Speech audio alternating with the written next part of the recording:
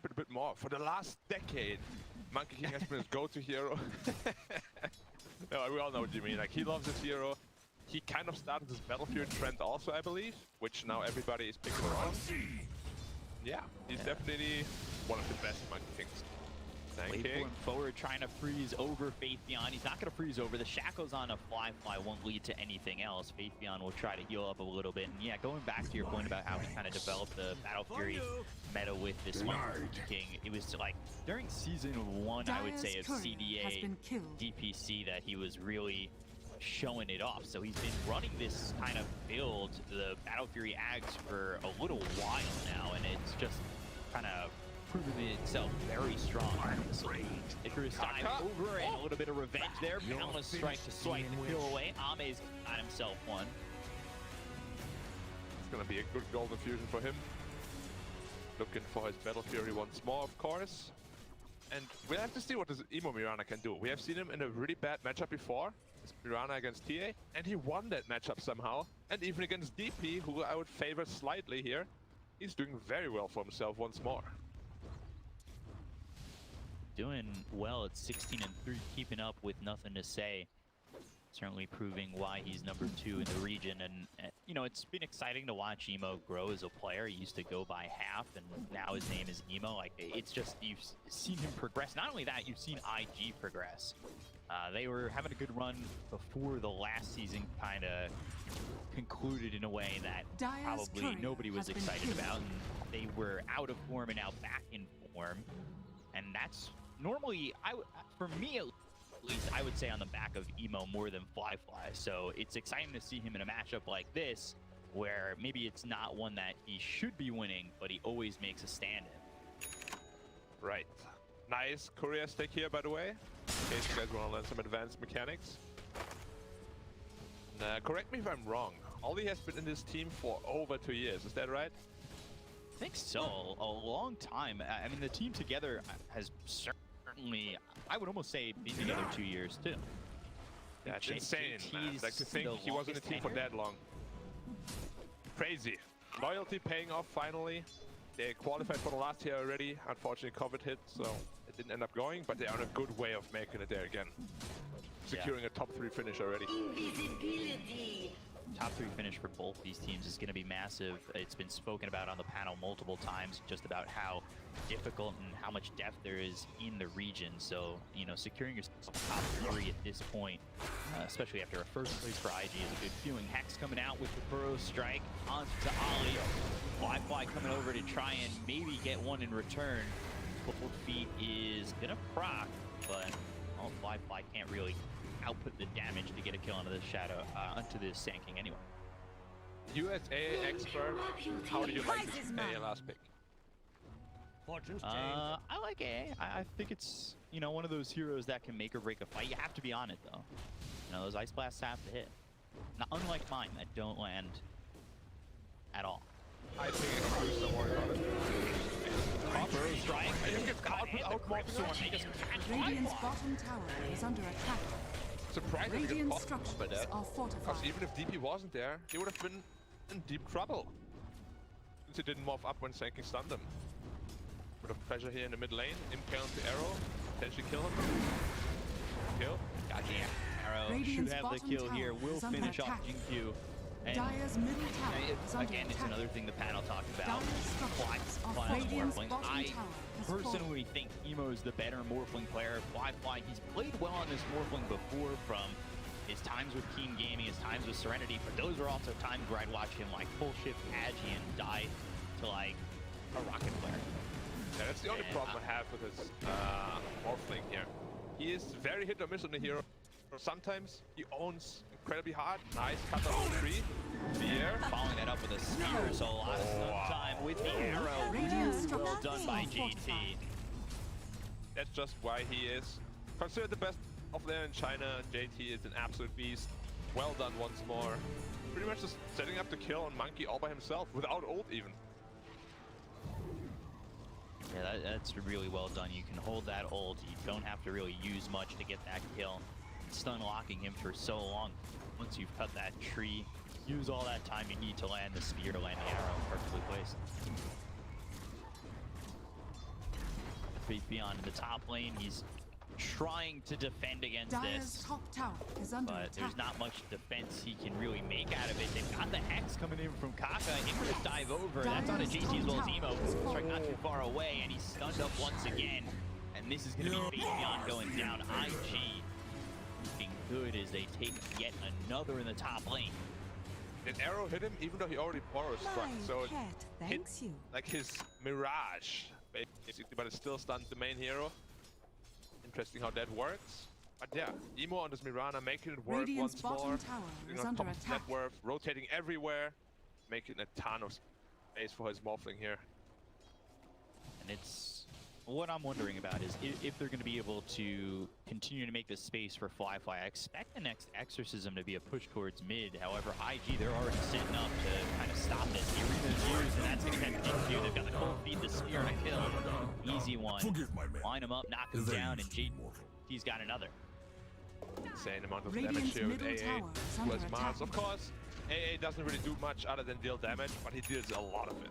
Ice Vortex, Cold Feet, ton of damage amplification. First dive right on Kaka. He'll just try to TP out, and he it makes is in it. time. The Phoenix not burning hard enough. He's still a baby Phoenix to get some more levels up first before he becomes an adult Phoenix. Flame is gonna burn a lot brighter. Easy shot. Quite a bit of Open it stacks for here though on the Dire side. Yeah, they're gonna need that to kind of catch this Monkey King up. He's right there with flyfly, but you want him to definitely be more towards the top and a little bit more comfortable. But both carries have really dealt with a little bit of pressure. Definitely have. So far, it's the mid laners that are really shining. Dire's courier Both sitting has been at an killed. even network at the top. Faith Beyond also struggled quite a bit, but he's gonna farm up all the stacks, bringing him very dangerously close to his Blink Dagger. And once that's up, Epicenter Borrow Strike is gonna be a huge asset to them. These are two teams that really rely on their offlaners to be playmakers. Yeah, they're very similar in that regard, aren't they? Both Yeah. JT and Faith Beyond are really the guys that enable their teams usually. Back when LGD were playing with that roster that had Chalice on it, he was more of a sacrificial offlaner. And, you know, now you've got two offlaners that are more consistent in lane, playmakers. Radiant are And scanning. you can definitely feel when they're not getting themselves the farm that they Dire's need to middle really tower is enable under themselves. attack. Yeah. Oh, good Hex here. Canceling the dive. Starting to follow it up. They'll have a spear onto the Lonesome Tree that's in the river. God's Review finish for JT. He's got yet another, now sitting 3-0-2, so he's on a killing Spoil spree. that shot. Making it look easy. Kaka on his most comfortable hero again. Lion. Maybe Shaman is more comfortable for him, but it's usually not in the cards or getting picked by the enemy team. I'll take your tribute. On the top of the net worth. Going Lincolns first. Do I like that? Dire's Not really, structures but I see a are lot of China fortified. morphs do this against these single target heavy disablers like Shadow Shaman, like Lion. It just makes sure they can't instantly hex you with a Blink Dagger or Ether Lens, so you get that chance to get the morph off. Can definitely sometimes The prize help is you mine. survive. Very costly item though to go as first item. Yeah, and that's one of the things I worry about as a Morphling is, are you going to feel him when he's got that Lincolns? Because he's going to need one or two more items to really make his presence felt, right? So if he's just got this Lincolns, yes, he's surviving, but is that enough? Is just surviving enough to output enough damage to turn the tides of these fights? Morphling is a special case because Lincolns gives a lot of stats, and obviously you can just morph everything on Agi. Gain additional damage. It just becomes a problem when you itemize into Lincolns as well as BKB. If you have to build both items, that's really when you see that impact of that early Lincolns, simply because you don't have the damage output anymore. I want to see an E-Blade or Manta style after that. Moving forward. Strike comes in, that's going to land onto Emo. They've got Silence to follow it up. Crit Swarm's there. Can they get the kill to the Mirani? Moves up into the air. They've got 4 heroes here. Radiant's Exorcism, middle Supernova. tower is under Ultimate attack. leaps away! Radiant Emo! structures are fortified. Oh my god, and they got Tommy while all this is happening! Just leap away. Dire's top tower 3 is under times. attack. Yeah. pressed E button 3 times, no problem. However, they're gonna trade the mid tower. Shaman Ward's down, Exorcism down. Man, this is not what they were looking for though. Losing the Monkey King on the top side as well. Emo would have been a Dire's massive bottom kill, tower but he is makes it under out on the attack. skin of his teeth. Good health. Yeah. They kind of overlapped the disables on the LGD side here. Ooh. Thinking Yeah. about that ulti. And on top of that, they used a lot just to end up getting a tier 1 tower. Mid, Supernova, the Serpent Wards, Exorcism. I mean, you laid it all down. You threw the kitchen sink at them, and you didn't get a kill. You just got a tower. Yes, that opens up their side of the jungle, but that's not Shish that kebab. great. Now they've got themselves the arena. Goes Ice Blast coming in. The Euro sets it up. And look at that. Just hopped up into the air, into the wall as he gets hit by that Earth Spike and the Spear. Nothing to say. Well, he's got Dire's middle nothing tower to say. has fallen. He dies and he's dead for 30. Yeah, JT, not only a professional Dota player, but also a professional kebab maker. Hitting his spear right on the mark once more. Don't think he has missed a single one yet. The Shaman, be careful. If he gets scored, Radiant's bottom tower is be under dead as well. attack. Can they swipe the stack away? I mean, they definitely see it, so they know that Monkey King's going to want to be there. He doesn't even have his Battle Fury yet, so it's a slow progression for the Monkey King right now. Battle Fury definitely coming at a much slower timing than we're used to be seeing. But it will still come out 3 minute 14, which is still decent together with the threats. And after that, his farm is going to accelerate. We'll have to see if he goes back for this Agnes build again, or if he feels like he needs that BKB a little bit earlier this game. Well, sometimes we'll see Ame go like BKB then back to the Axe, right? So if he feels like he's not comfortable with getting the Axe and taking that time to move around and farm like he's getting pressured, he'll go BKB back Axe, right? Yeah, I mean, you always want to get Axe in this hero. It's just too good of an Axe to forego. It makes it very tanky and just puts a lot of passive damage to the battlefield, which is always a big problem for everybody to deal with. Really felt a lot from the Dire Mirana are despite the scanning. farm. Obviously, we watched the Mirana get out, but I'm excited to see what Emo can do with this hero. When I originally saw it in the draft, I thought Kaka was going to play it because he's really good with this Mirana. There was a time where IG were picking Mirana basically every game for him. He would land probably about 85% of his arrows. It was kind of disgusting to watch him do that, and that was back in like the early seasons of the Dota Pit China that were happening. There were 4 seasons during the off season for the DPC, and he was really the only guy in the region who was making that hero work. As you see it blink in, they've got the Ice Blast. Ame caught again. Ice Blast is gonna land onto Ame. The first right into the 2. That's just maybe giving up Faithion's life. Faith comes through. They get a second. They'll land a stun onto 2 more, but they do end up trading off Emo. They go into the Moonlight Shadow. They're trying to run, but they've got the vision. They're ready to go. The Exorcism running.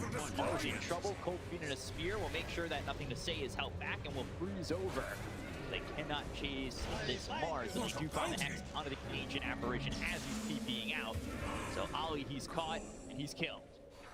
Yeah, very interesting skill ability coming out from the DP. 4 levels of Silence, only 2 levels of Spirit Siphon, helping them to kill Emo off there, who of course has no way of dispelling their silence yet. And yeah, it's not something I've ever seen before. Only 2 levels of Spirit Siphon. Ooh, Phoenix spear top. now onto the Phoenix. Innocent's gonna try and Icarus dive away. Easy escape though. Not enough damage coming out from the mask just yet, but he's looking amp that up a little bit. BKB purchase, probably into an Escalator after. Emo, Kaka already with the Blink Dagger. Ame, be careful here. He's in trouble. He's gonna die here. They've got the Earth Spike. He'll land the arrow. No, it's gonna be blocked. But Blast still it. have the control and an Ice Blast. Ame dead again. That is the Dire's second bottom death tower is under consecutively. attack. Just TP down there. We won't have a TP available. As soon as he respawns, JT is pushing out top lane. They're setting up for him though. If he shows, he's gonna die. They JT is still smart. want Ame to go for the Axe. I'm a little surprised that he had that queued up when he was over bottom. I just don't know if it's... I agree with you. I think he needs to go into the BKB. I mean, Ame is one of those guys who's always insanely greedy, right? Like, he will go for the most greedy route every game. And of course, it's the Agam Scepter. And we'll see if it ends up working out for him. It looks quite rough right now. He's 1-4. And I don't really see it getting any easier. Quite a while here. The IG pressure is gonna start ramping up. can see that the pressure is ramping up because they feel free to just go into the triangle. There's no pressure on them to sneak in there or do anything. They're farming the Dire side. Radiant's And, top you know, tower is LGD under really attack. don't have any way to push them Dire's out of the bottom triangle at the tower is moment. under attack. They're down 4K, but they're still hoping that they could get Ame a little bit of Radiant's fun. They top don't tower is really falling. want to fight if they can 5v5 or really 5v4 if Ame is going to continue to farm. Dire's Yeah, and bottom Morphling tower is going under into that attack. E-Blade, so he'll be ready to fight as soon as he has it. Honestly, he's already ready to Radiant's fight. middle Like, he has a tower lot is of under damage, attack. simply because he's a Morphling. Emo looking very strong himself. And they're just scaling very nicely here on the IG side. Up to like 5k now. DP will have to deal a lot of damage. And he has to be so careful he doesn't get A blasted. The Ancient Apparition was Dire's a little bottom bit of tower a is curveball under coming in the attack. 5th pick. Just in my eyes when I, again, saw Kaka playing the Mirana, but they switched the Mirana to the 2. They go Ancient Apparition last, and we've seen how effective the A has been. He got a pretty quick Radiant's 6, top tower is from under there, attack. Cold Feet's basically going off every time they have him together with the Mars. They've got Cold Feet into the Spear, and they're also, you can see the communication because they're throwing the Ice Blast in anticipation Radiant's for the Spear. top tower is under attack. Got a lot of trust coming out there. Dire's middle And tower you weren't is the under only one who attack. was expecting a support Mirana. LGD ended up banning quite a lot of mid heroes in the later portion there. Everybody got debated about him, including LGD. their Radiant's way top back. tower is under We'll attack. see if they can, again, Dire's relying bottom on tower Ame to is get under this attack. farm. He's got the Ogre Axe, and I think that's going just to in BKB. case he rethinks it into the BKB, right? Yeah, he's most definitely going to the BKB, otherwise he would be purchasing some other parts. Radiant's top tower And it makes is a lot under of sense. attack. Like, there's no way you're getting away with Battle Fury act on this game. Dire's bottom tower has fallen. Clash for a little while, but you see IG just pushing down the tier 2 bottom, and they're going to smoke. They really want to find something. They know that they're ahead, and if they can shut down Ame continuously, they'll be real happy with this. They find themselves got the arena, and again, there's the Ice Blast with the Spear. They'll use the finger, they'll get the kill. The communication is so on point for IG Radiant's right now, and middle tower is under LGD attack. just look lost. Yeah. Look lost is the right thing to say. Like, they don't know at all about IG's movements. Ame is getting caught out time after time again, and they can't really find themselves despite everything moving that they got on the Sand King. Another pick-off. XinQ. Make it look easy. And that's the power This of is why they were Invictus. top of the league. Yeah. Doesn't get hexed, doesn't get Radiant's caught. top And tower what's is the under strike attack. landing on a 2. This could No damage. be something nice for them. Something just to get under the kill on the Emo just yet. They've got themselves the spear that lands, and Beyond, he's in trouble, but they get the kill on the Emo. And gets the brutal strike out onto the Mars. JT with the guys to finish him off, but they've got the sides coming in for nothing to say. That will be 3 for both sides overall. And that is real well done by Fabian to get that to go down like that, as that will open up some space here for Ame, and that's really what they desperately need. Yeah, in 2 very important core kills. They also managed to kill the Phoenix on the bot lane again with the Morphling as well as Lion off screen. But yeah, that was exactly what LGD needed here. Now they're only down 5k, but this Morphling is getting pretty damn obese. Like, he's already finished his E-Blade. These supports are not gonna be happy when they know he's got that.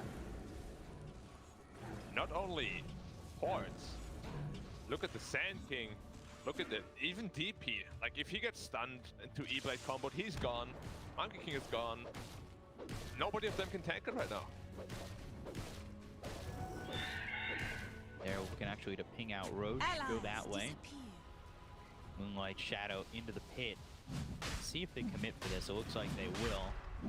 Blink onto the high ground. Kaka just checking if anybody's there with Moonlight Shadow. He would have been setting up to get a hex as well as an Earth Spike. They have, you know, a lot of mobility here with the leads, the 2 blink daggers, the waveform. They can close the gap pretty quickly on IG. And LGD, they're not going to even try to contest this if they know it's happening. There's nothing that they can do right now, in my eyes, that would have them get away with it, with Exorcism down, Epicenter gone, and just don't have enough to fight with. Yeah, they just want to secure the BKB on Monkey King. After that, are they going to be strong enough to fight? Depends on whether Faithbjorn can find a good initiation or not. If we can find some of those core targets, we can take a team fight, but it's going to be so difficult because the front line of IG is pretty scary now with that Morphling as well on Mars, who is only 100 gold away from his BKB.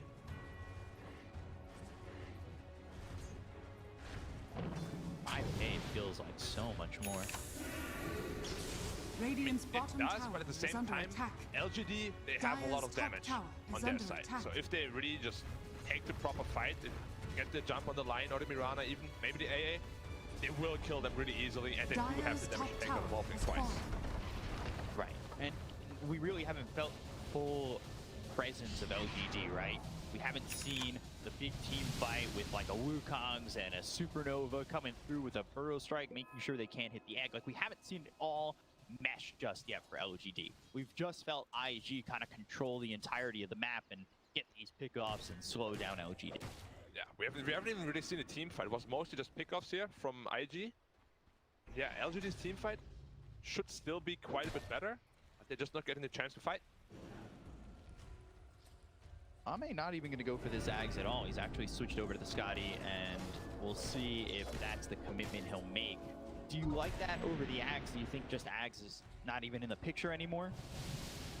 It's just to tank up and to be able to somewhat counter the Morphling, because Scotty, of course, reduces the heal you get from that Morph ability. Radiant are scanning. So it does make sense, but yeah, like Aghanims on Monkey is still one of the best ones in the game, so at least foregoing it is interesting.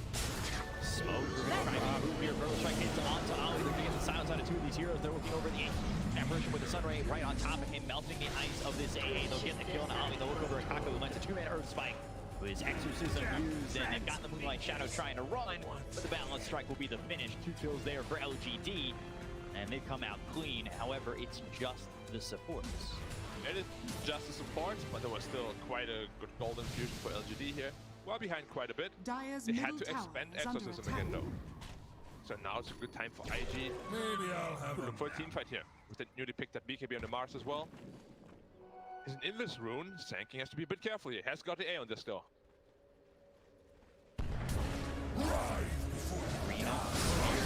Well done to push him back towards the TP, and this battle will go off, and now towards into XinQ, the Burrow Strike comes out. Are they going to look for the Supernova? They will. So let's see, do IG want to continue here, looking maybe for an epicenter, but stops it as the BKB lets JT leave, and IG will just back out.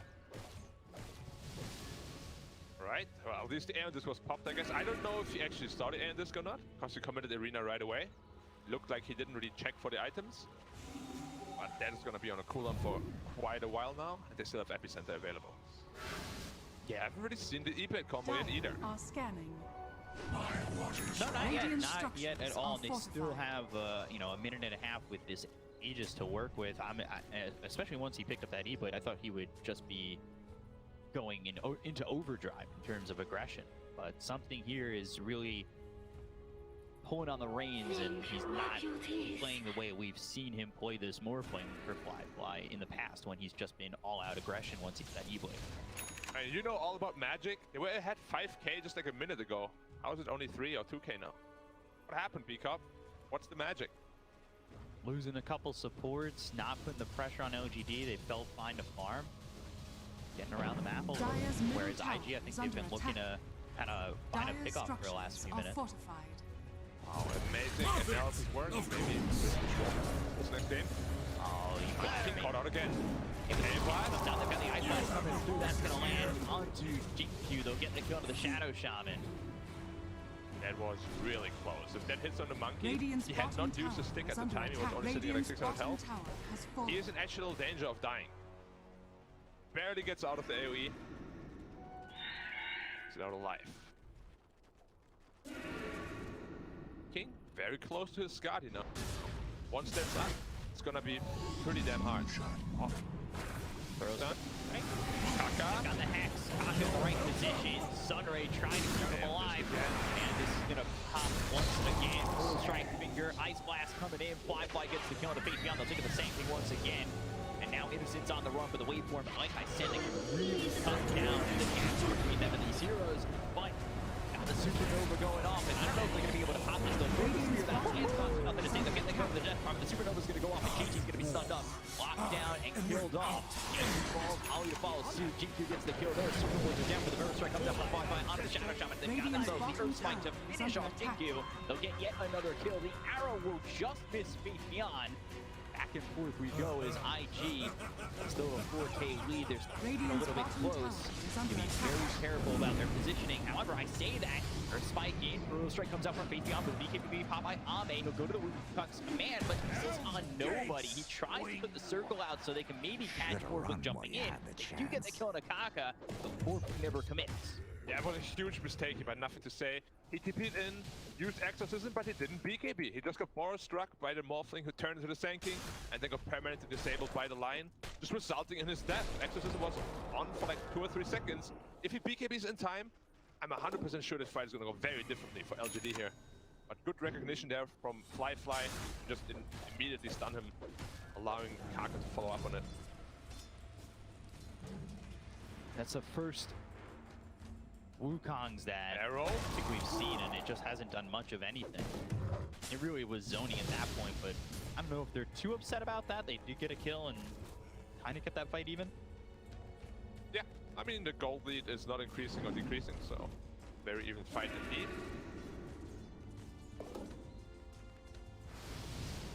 Oh, Yules.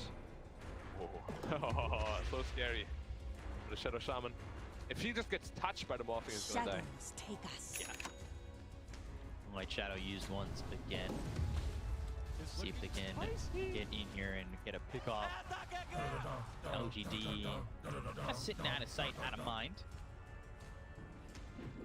DD bottled here on the Mirana could be a big problem for LGD in the next fight because they never really focus him. He always sits in the back line, just right-clicking away with their Dragon Lance, of course, hitting from a very safe distance. They're up inside the jungle, but they need to cross over mid if they want to fight, and it doesn't look like that's going to be what I do. Monkey King itemizing into the Agrams now again. Once that Skadi was finished, as it's just too good of an Agram to pass up upon. Now that there's a Morphling in the game, also Geek Up. What did the ocean say to the beach? What up? I don't know. How are you? That's all I Nothing. got. It just waved. Radiant's Alright, middle tower Morphling, you is get under it? attack. Morphling wave. So funny.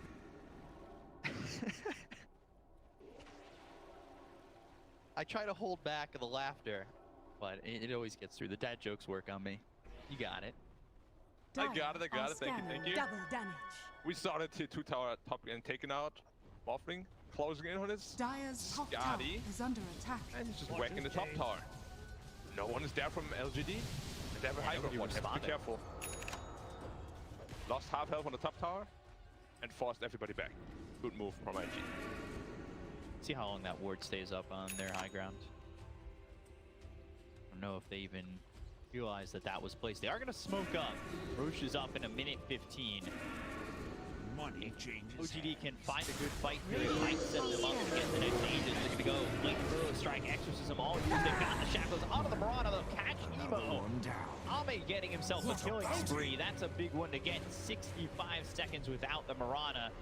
Right as Emo respawns, Roche will be available. Yeah. Good and fortunate timing here for IG that Roche doesn't respond any faster. And just blocked once again. They're going to get the Supernova off.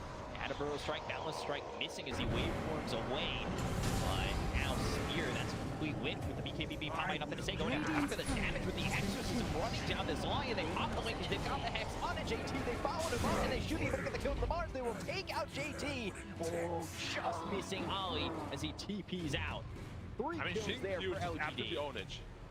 XinQ here, jumping in on the Mirana, can't use his BKB because he gets instant hex. Doing the same thing again to JT. And BKBs are useless if you get instantly hexed. This is exactly where Lion and Shadow Shaman are such good heroes right now, and teams are prioritizing them heavily. Roshan up in 5, JT is dead for 40. The damage just onto Kaka with the Sunray, the Exorcism all going off. The Hex, he said, as you see, got XinQ playing a little bit of the Cliff Teasy cosplay as he's up on the high cliff ground. and really, yeah, he took the high ground and he's got the shackle from a distance. He was happy with that. We all know what the high ground does to you. Illusion. We're all avid Star Wars watchers, of course. Except I was not the chosen one. For me, you are top. Double damage. So after the sanction once again, Ice Blast coming through, duels up into the air. The Ice Blast is going to land. They get with BKB's being popped by Flyfly as well as nothing to say. Who's Aeon just will pop. Who try to TP out. Oh, going down right before the TP goes off. Emo gets the kill and nothing to say. And now both these heroes don't have buyback, and look at what's up. It's Roche. Yep, and it's gonna be a free one. Easy. Morphling Dire's middle tower has so is much under attack. damage. They don't have Desolate yet, but they won't need it. Emo also right clicking very hard, going for that mana break. Talon on level 20. Also that DD room bomb. Hold up. And yeah, flanking no buyback, DP no buyback.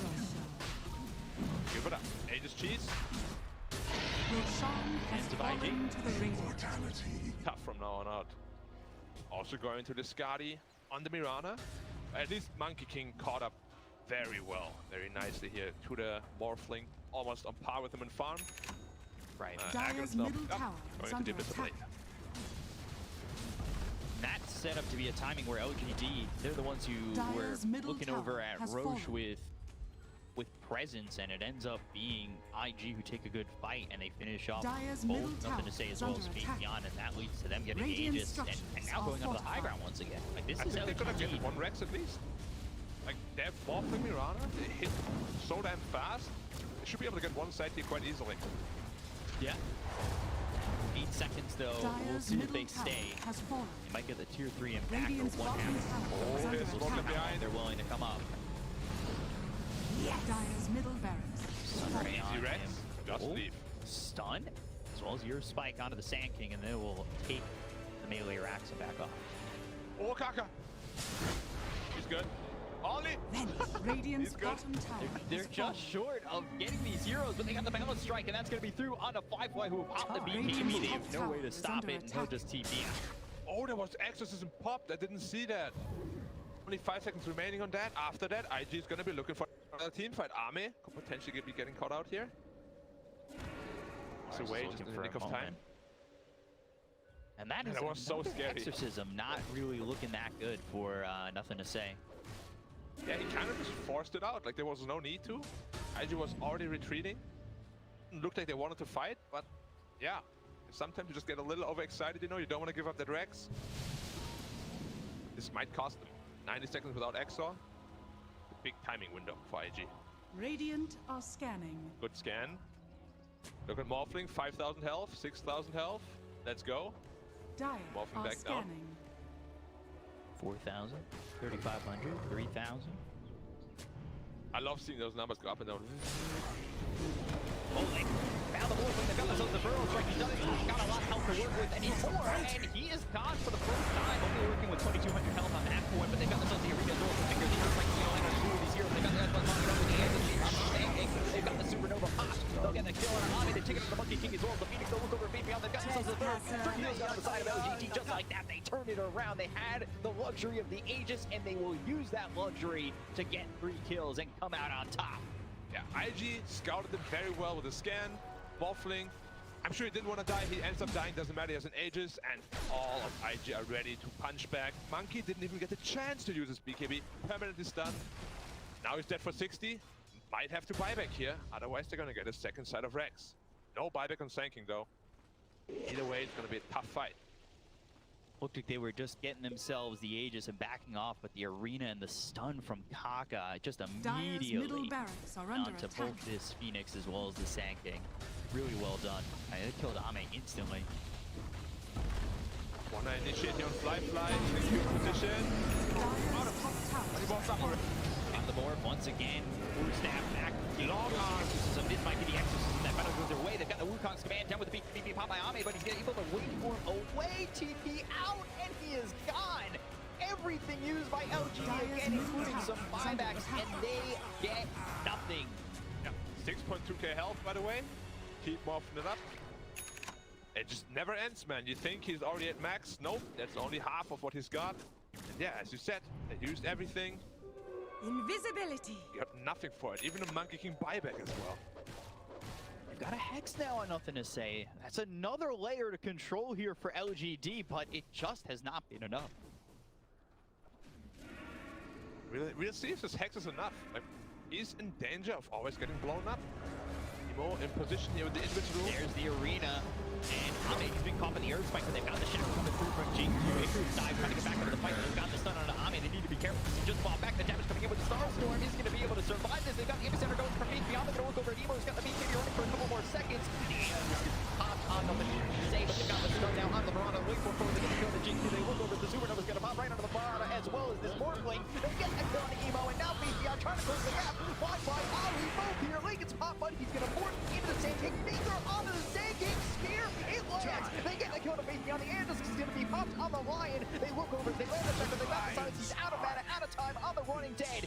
Ame gets the kill on a Kaka, and they will take out two. It is back and forth once again. Ice Blast is in place with that E-Blade. It will hit onto the Phoenix. We'll see if he shatters. Percentages, it's aiming towards him surviving. The last tick. It's okay, fine. it's fine. It's always so scary when it ticks down. Alright, it's fine. It could have gone a lot worse for IG, admittedly. Like, JT, I feel like they kind of overlapped their stance in LGD. He should have been dead. And Morphling also used his BKB very prematurely. He was in trouble as well. But they do get out on all cores except the Mirana. Still a slight victory for LGD though. LGD, that went from almost game over because they went on to Ame, almost caught him out. You gotta remember, he fought back, he would be dead forever, and the game would just be over. It would have been, yeah. 7K if lead. Monkey dies now without buyback, he's actually going into the A on disc simply because of all the stuns coming out. It's not an item we ever see on Monkey, really. He's feeling real bad about his positioning here in teamfights. Too much range disables coming out from the ID side.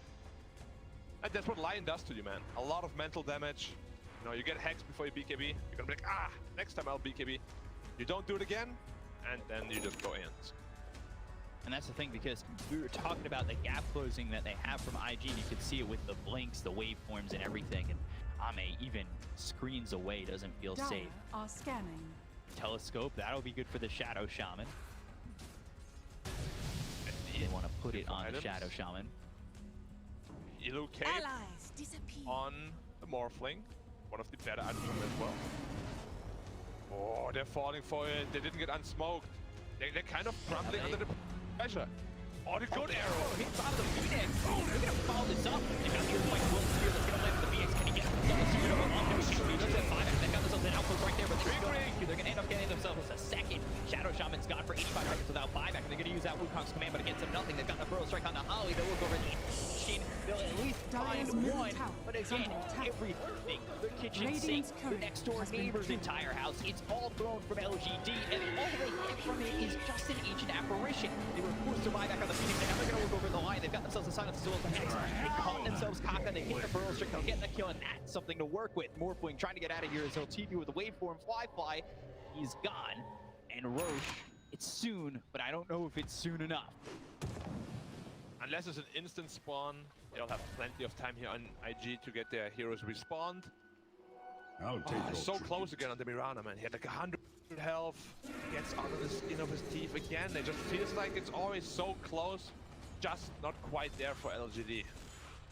Like they never can eke out this last little bit of damage before they get their BKBs and mobility items off.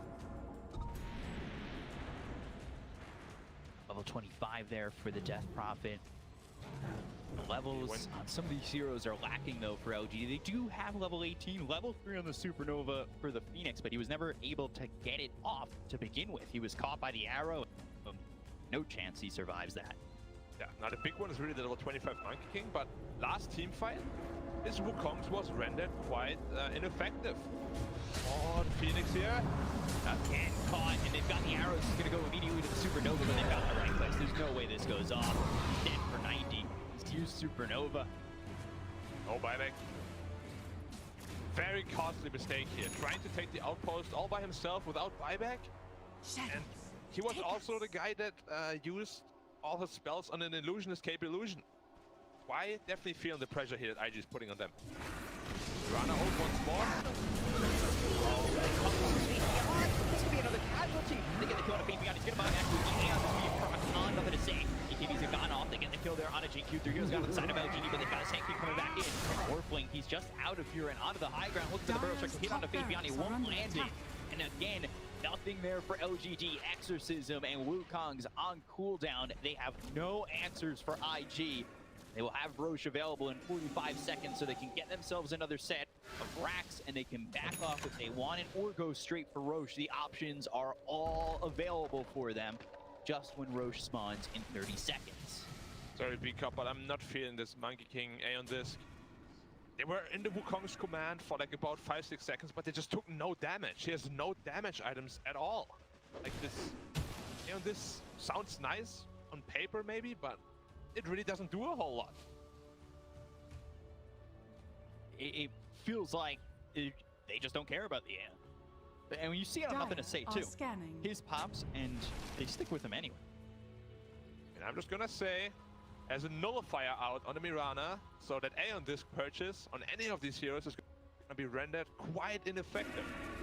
3 Aeon Discs, but nullifier is gonna own all of them. Smoke again. LGD hoping to get to the hit in time. They might get there. The timings might work out. It's close. It's real close. That's an illusion. And But Arma's not even there. back up for a second. Yes, he's not there, and the Aegis is going to go hands of flyfly once again. They look over, and Ali trying to get a cut of the ancient effort. He's going to for 65 seconds. We'll see if he buys back, and that's exactly what he's going to do. They get the go to Faith on the same thing for 105. Supernova again used, and that was to stop them maybe going up on the high ground and chasing this LGD team, but that's not a good feeling as these ults are on cooldown and they're not a full team for 90 seconds. It seems like a huge miscommunication. They're all going to the pit. Monkey King going back to base to finish his MKB. And without the Monkey King, there's just no way in hell they can ever take a fight. No buyback here on the Sand King. This fight's going to be 4v5. He sold the Aeon Disc and he went right into the... Oh, big spear! Oh, the spear! The right choice, because you are gone, my friend! That's the Monkey King gone for 2 minutes. All they do is pop the agent. This is not looking good for LGD and looking so swell for IG. They will take out XinQ, take out NothingToSay. 4 heroes gone. We expect the letters and Dyer's and a GG call. IG take game 1 over LGD.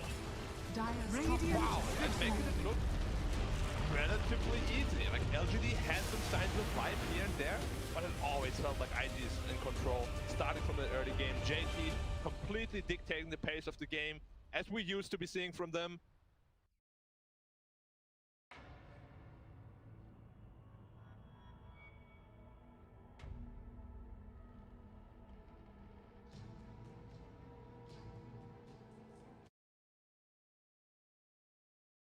IG is just looking terrifying with this lion drop. Terrifying for sure. Every time Kaka gets his hand on this, it's just so scary. Monkey King went into an Aeon Disc because of it.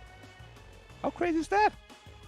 He went into an Aeon Disc, then sold the Aeon Disc, and immediately dies, gets caught and speared. JT played perfect that game, and IG now have a 1-0 lead over LGD. To break it down for you more, we've got the panel. Back over to you guys. Thank you very much, B-Cop and Black. We went against, Tsunami and I went against Lizard and ended up being wrong in our predictions. So Fools. Ame do be feeding sometimes. What can I say? Yep.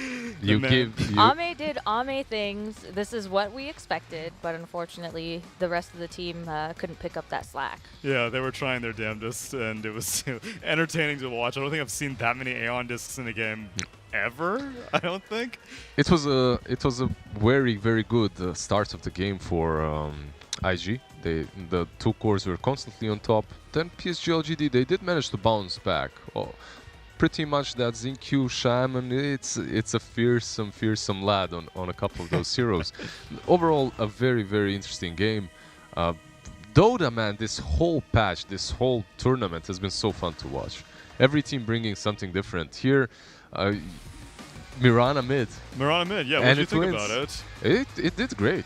It did very well. The shard build for those crits when you leap in, and then you have the Manta, the Dragonlance, the BKB, all she really needed.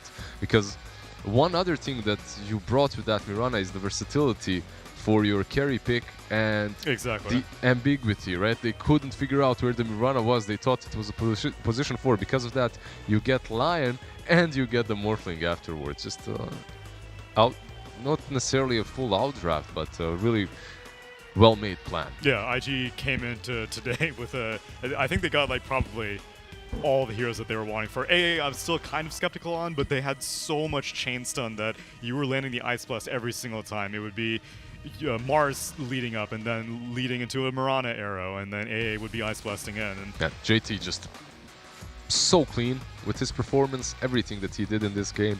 And this is what happens. This is what happens when you don't ban every single one of JT's heroes. He gets to play something that he's godlike on, and he performs to his standard. Do you think they're going to go back to banning all of JT's heroes out in the next game?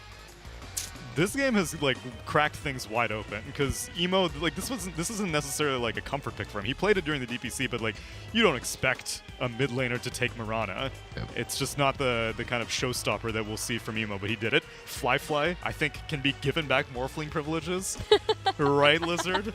For sure. Yeah, this is what I was looking for. I was looking for him on the Morphling once again. I felt bad for him at the end of DPC League after they Dude, took that. I bet. Yeah, I mean, obviously, maybe that's not the real reason. Maybe they just wanted Morphling on mid lane and something different on safe. Sure, why not? But as a carry player, you don't feel very comfortable if you have a couple of bad performances and then the hero is taken away from you. However, 12-1, just 12-1 and 24 assists from Exactly. the Ancient Apparition. That's a high score line. 0-7-24. Yeah, that's a support That's life. a support life. And how many Aeon discs did we end up with? It was the... I thought Monkey King got one. He sold it. Oh, he sold it. Okay, He sold yeah. it. So 3 Aeon discs. That is not a situation on your cores. Not even your supports. It Yeah, wasn't the because- Shaman and the Phoenix. It was your cores getting the discs. Do you think Aeon Disc was a good choice for Monkey King to pick up? He Nah, did eventually that end was up like a selling last-ditch effort kind of thing. Yeah. The Sand King and the Death Prophet ones make sense, but like, what have you drafted yourself into if you need to get Aeon Disc that early on your 2 and 3 position? You're playing versus many heroes that can blow you up instantly. You're playing versus E-Blade versus Lion, and E-Blade plus Lion is a scary thing. So they just went with trying to all the chain stun. They all wanted the to be able chain to get stuns. one of them off. Yeah. Well, gentlemen, we had 5 fantastic players on IG, but unfortunately, we can only pick one, and it's up to you guys. Sumi, you've been lying to us actually. I've been lying to Yeah. you. What have I done? I'm heartbroken, actually disappointed a little bit. We can actually give MVP to more than one player. But It's true. how do I you did have, see that how do you yesterday. have most valuable player if there's 2 most? MVPs. MVP. Most valuable, Most valuable players. Yeah, but who would you guys give it to? Emo, just because of the Mirana Yeah. mid, or JT, Mars, or Flyfly, Morphling? They've all The had. whole team, man. Yeah, let's give it to Flyfly. Okay, He's- fine. Okay, let's give our MVP to Flyfly. Get his confidence back. Kills 12. You know, one time I believe he died only one time this game. Not the greatest skill participation, but did what he had to do in a game such as this one. And the Yeah. matchup versus Monkey King, once Monkey King gets Skadi, isn't truly the easiest one. However, he performed to the standard that we expect from him after this Morphling being stolen away from his hands. You heard this, IG. I don't know if you're watching this analysis post game, but if you review the VODs when your team is having their meeting post event, just remember that Lizard has been campaigning for Flyfly to have that Morphling back. We will have more Dota 2, but first a special message from our friend Tsunami. I have a story for you guys. It's a bit of a poem, if you'll indulge me. There once was a gamer in Singapore who had some friends, but wanted more. Their strategies were strong, but something was wrong. They needed a support for their core. When they queued up online, matchmaking would hinder. Well, my friend, have you heard of Tinder? The platform is great. The sweepstakes I'll show. Just scan that QR code. Snaps. I'm giving you the snaps right now. Win some gold, win some merch from our partners at One Esports Merch. Thanks to our partners for all of the love. The game ended before I could write the last verse. Woo! Snaps. All right, snaps for Tsunami. We will be back with more Game 2 of IG versus PSG.LGD after this break. The same qualities it takes to be a world champion is the same qualities it requires to be a champion in esports. The belt for us signifies and pays homage to where we come from. One Esports is part of the One family, and we got our start in martial arts, and so we think having the teams go after a belt and raising that belt when they win, we think is massively appropriate. When I start designing this belt, I start to think about what it represents, possibility that it provides to experience something out of this world. 这种感觉就是特别的另类吧，做出来那种非常惹人眼前一亮啊，感觉就像那种搏击比赛那种冠军腰带，非常的鼓舞人心吧，拿着冠军。When champions lifted the belt that I designed, I always feel that I'm part of the celebration and in some degree part of their success.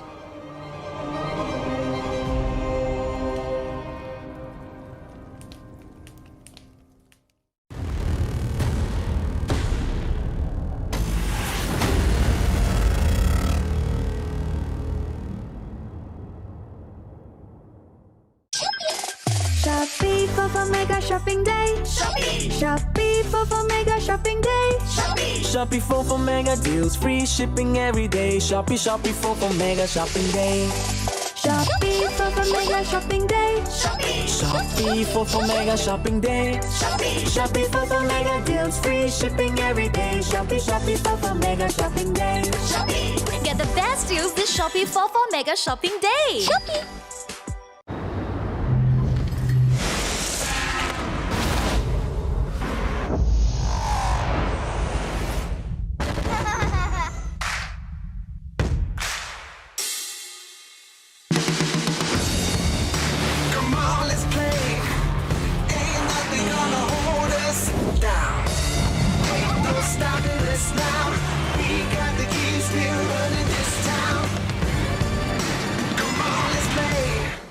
This is not your grandfather's apprentice.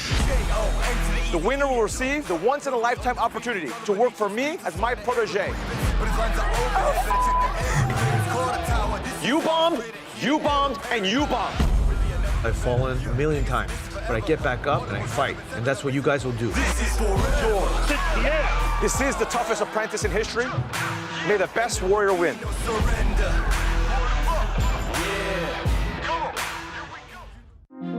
We all have different adventure stories to tell.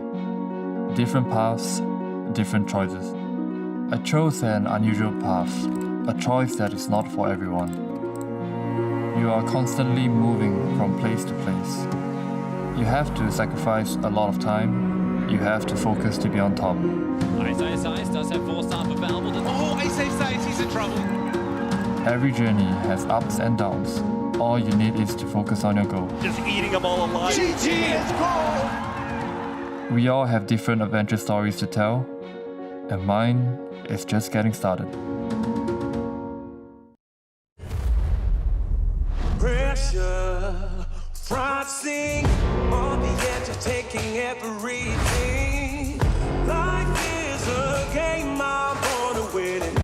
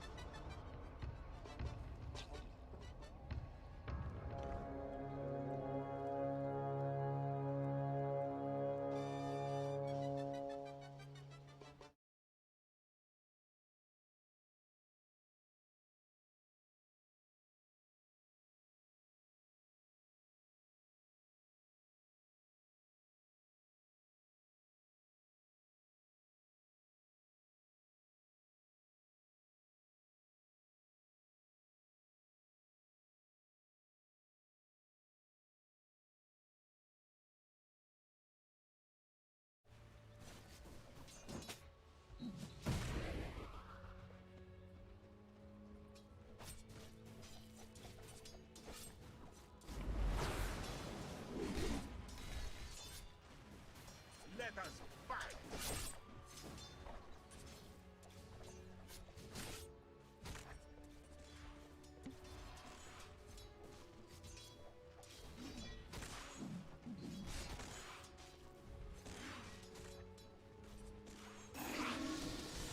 Radiant's courier has been killed.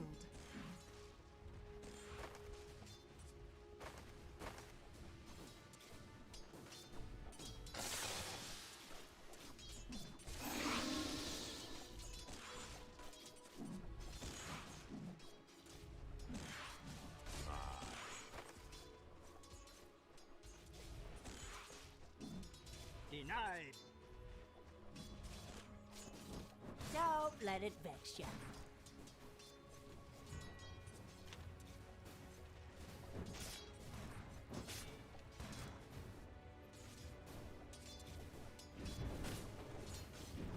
Dire's courier has been killed.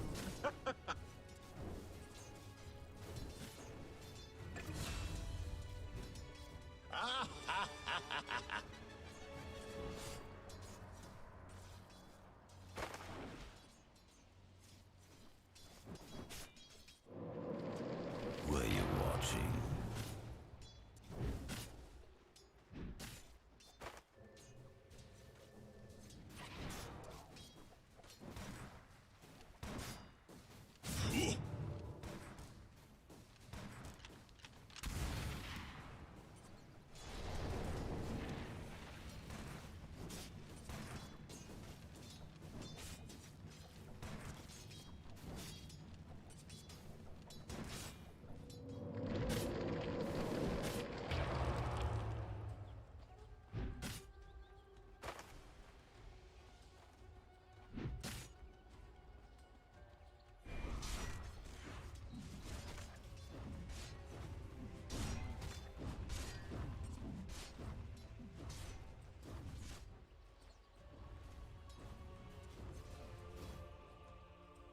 Come and fight me.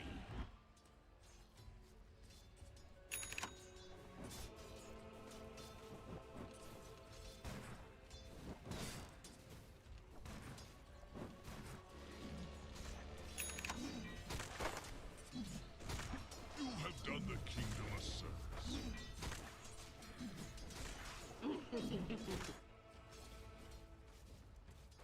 Radiant's courier has been killed.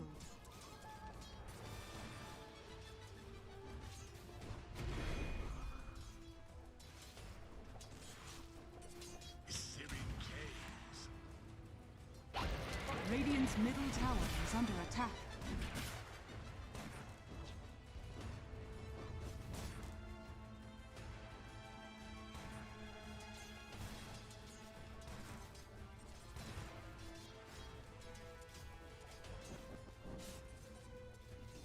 Captured in the flame.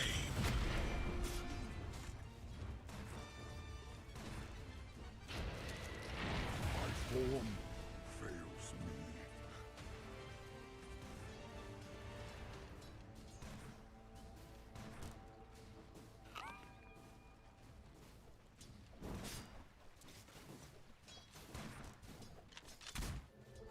Ruin of double.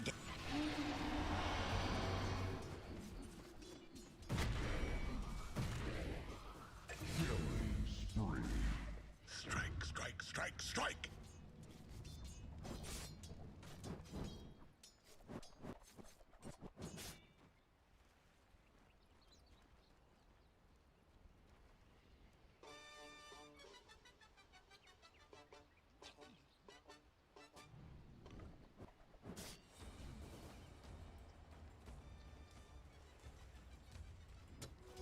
Never refuse gold given.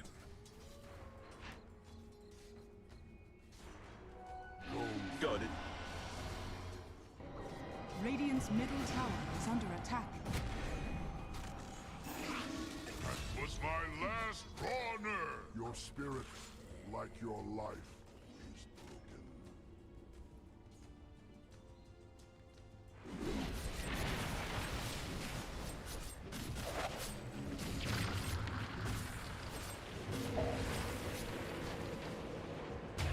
Radiant's bottom tower is under attack.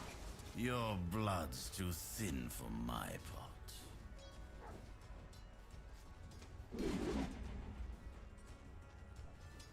Radiant structures are fortified.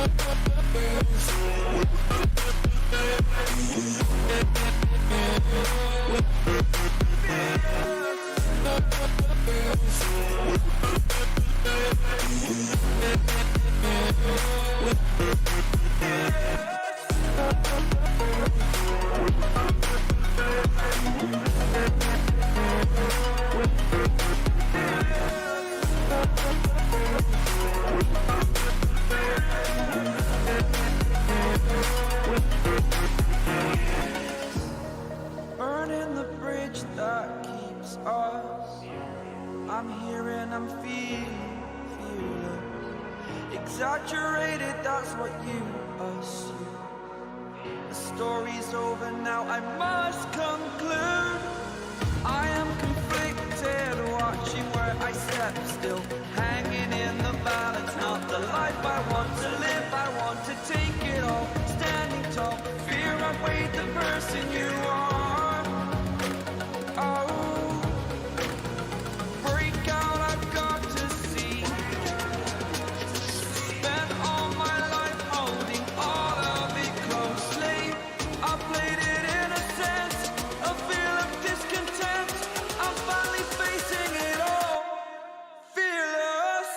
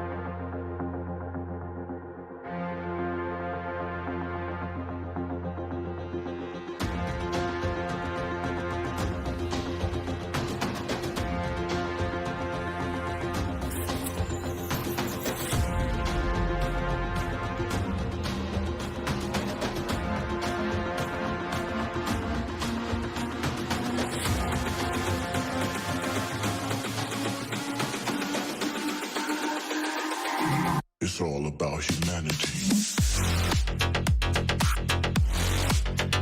About humanity.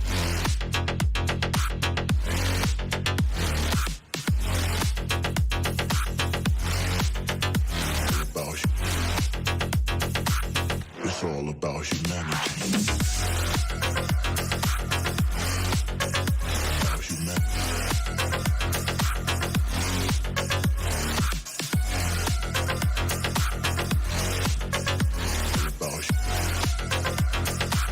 It's all about humanity.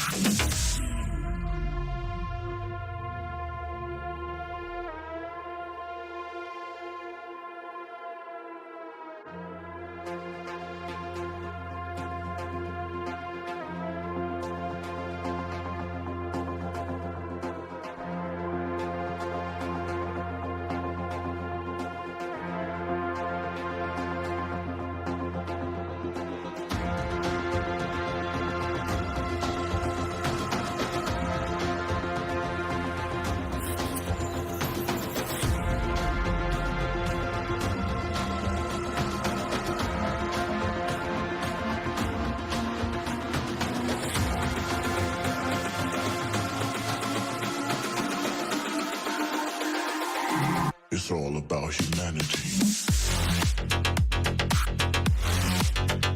About humanity.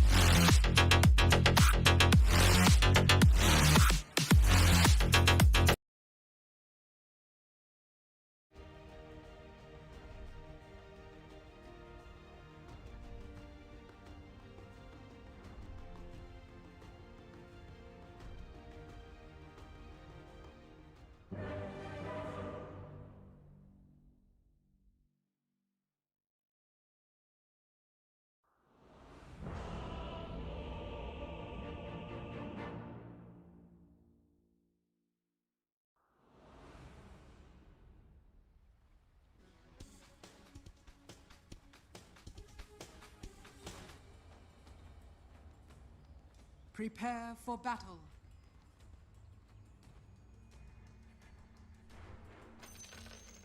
Thank you very much. I too hope we get to see a game 3, but any outcome will be a nice one. I was looking at the stats before we started for me and Black. It's a JT Nutris Profit that only has a 45% win rate all time for him in pro games, and then you've got there's 3 games played on Alchemist for Faithion, 100% win rate.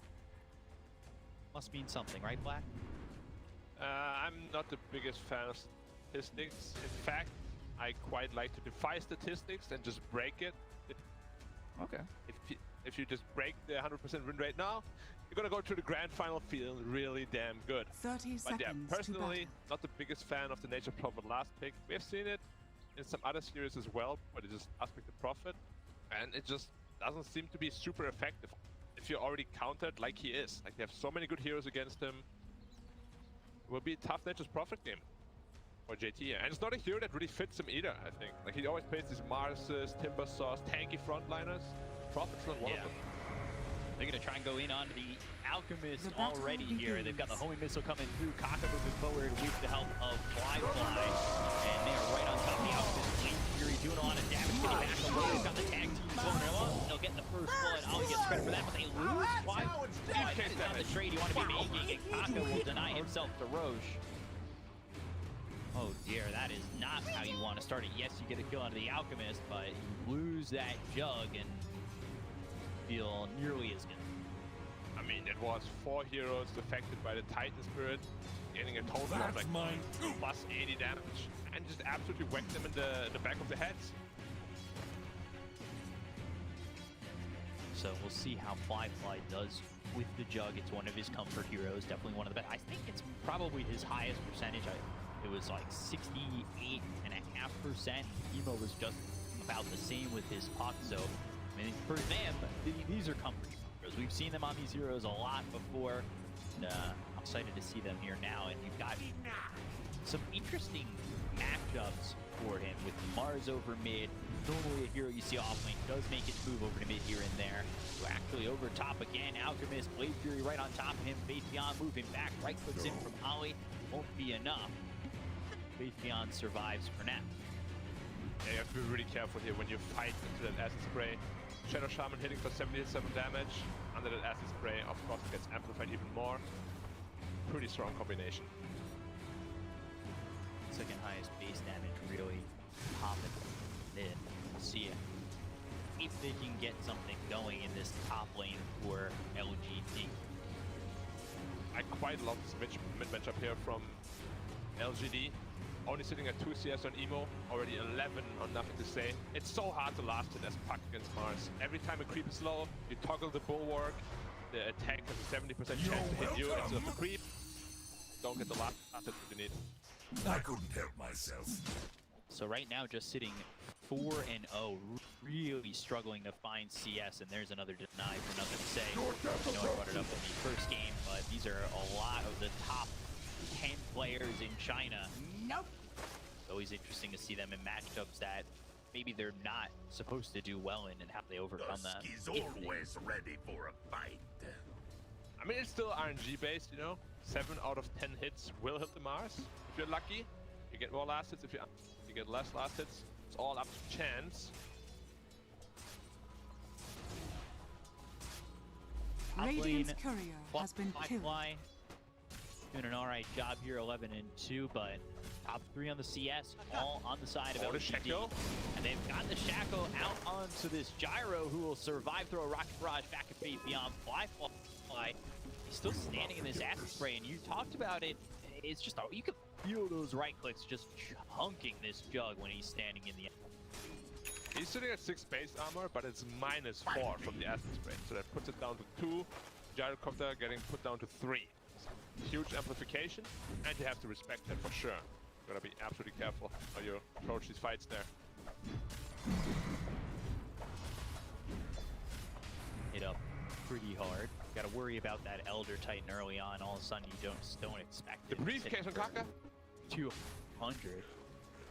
Hell, one more hit. Damage. He needs one more shot, but doesn't want to go under the tower. So much damage. Documents hurt, man. They're going to charge up the stun. They've got the shackle in the acid spray, and they should have this kill on the flyfly, and they will. XinQ gets credit for that one, and you know, they take the early poison stun. They've got 1-1-1 on the Alchemist, and it's the control that they need to take out this jug, especially when Gyro's over towards mid. At least he gets the rune on Emo top. 50-50 that. Still not a big that invis. fan of the mechanic. I feel like there should always be another, at least dummy rune, refill the other bottle. That's how it is right now. Just gotta deal with it. So like a blank rune. Yeah, like something that just does nothing other than refill your bottle, something like that. But nothing to say, still sitting very comfortably in the mid lane here.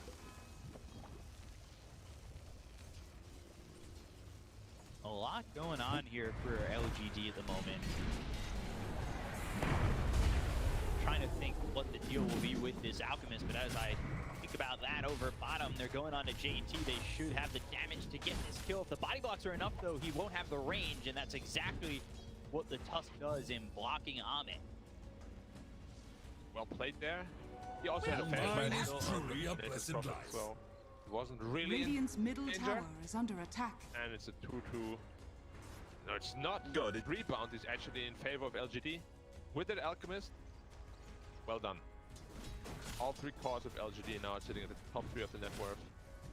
Early game going a lot better than last. Oh, for sure. You've got Ame, who's having a lot better of a lane right now. He was 1-4 pretty quickly on in that first game on that Monkey King. So now the question is, can he do much better than he did the first one? And there's a low bar raise at the moment, and they'll get the kill on the JT. Innocence gets ready for that. They force the juke kill over me, but they've got the shadow. That comes down. Lots of fun. Nothing to say coming over, and we'll get the kill on Emo. And now they're looking for more. XinQ surviving. Can he get out of this one? He goes onto the high ground, and they're going to run away. They can't go after the Shadow Shaman. Fear and one. Oh, dear. Fear just wants to land it on something. He might even chase it still. But Fear won't be enough. Gyro survives, but that is a good turnaround again for LGD. Profit looking to trade Kaka over again, but he's rotated and now got nothing to show. Massive early game for LGD. They were up by 2k gold there for a split second. And the lanes are just going too well. Like this Nature's Prophet, as we predicted, is not doing very well at all. Like his lane was already tough from the draft, and he's really struggling against this troll here. Only sitting at level 4. So low, and not only is the gold going to get out Dire's bottom tower is under experience will attack. as well. Already a 2k lead here for LGD. So what's the game plan for the Alchemists? Because we see these Alchemists go with like a Void Spirit where they're giving up, you know, Ags early on at about the 11-minute mark when they give it over to the Void Spirit, and they'll give it over to like a Troll or something like that. What's the build as he's building an Ags? Like, what's the game plan? Is it just the same thing? Ags for my mid, Ags for my safe lane, and then utility items? I gotta admit, Troll Axe this game is not very good. Doesn't anything at all, pretty much. Mass Aghanim's, I've never seen it being gifted by an Alchemist. Like, I've seen it can deal a lot of damage once you get like this Desolator up and everything, but you need these items for it to be effective, you know? It's like not a game-breaking Aghanims in an early game.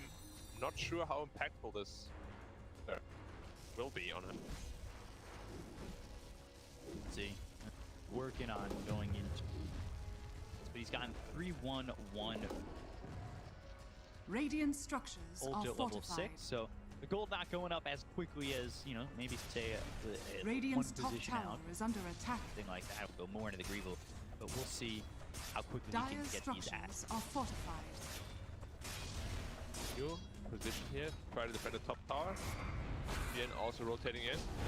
I think Who's over me, but they've also got the Hex towards top. They're going to fight balls of coming over. They've got heroes here with the homie missile going after the Alchemist. They don't get the kill over me while this is happening over towards top, and Flyfly will Blade Fury away. In the bottom, Ame's got the kill on the JT, so fight happening in all 3 areas of the map, and they've got to kill onto the Nature's Prophet. The other 2 battles end without it. JT is just absolutely getting taken down here. He's going into an Orc, but he doesn't even have a single component yet, minute 8 into the game. Usually, Prophets will finish their Orchid at like minute 10, 11. This one is looking more like a minute 14, 15 Orchid, pace he's farming.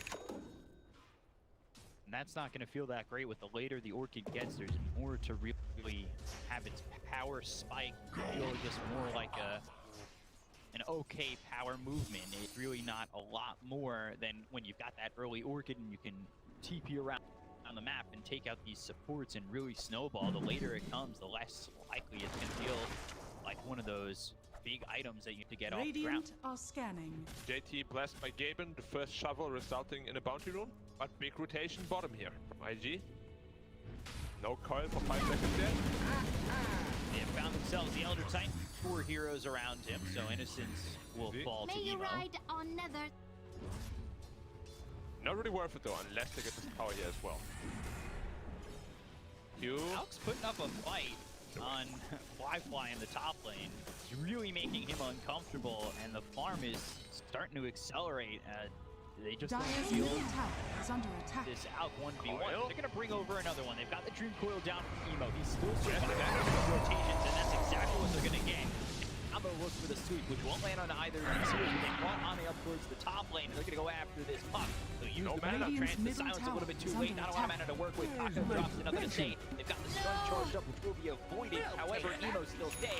2 kills there for Radiant's LGD, and they bottom tower continue is to roll. under attack. IG is just looking really flustered. Like, Alchemist has 1600 health, he had ult online, Puck just TP's in at level 7, coils it. Nobody have enough damage. Alchemist though, hold up in 3. To this is where he wants to be. Can he survive it? You've got the Sprout who'll use that ult to try to run, but he's blocked in via the tree. Radiant's bottom tower That is is under attack. a big giveaway from Faith Beyond. He waited a couple Dire's more middle seconds. tower is Kevin under to rage attack. online, he will not die there. Got a little bit greedy. Gonna lose the bot tower and his life as a result, but they should be getting the mid tower very easily. Yeah, they got this with the double damage and certain Radiant's wards. bottom Ame's tower here has fallen. to show moral support as he stands at the side, never gets a hit on it, but you know, he's happy to pump up his team. Nothing to say. Dire's middle tower But a is really under good game attack. at the moment, and Ame complete turnaround from game 1. I'm taking predictions, Big Cup. Who's gonna get the axe? Is it just gonna be the troll for the stats boost? Most the shaman. Probable one. There's I mean, I would love to see that on the the shaman.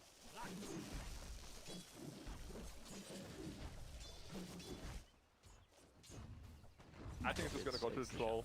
What a It stats could be boost. the Mars. I really think the Mars ags to be a big boost for Nothing to Say.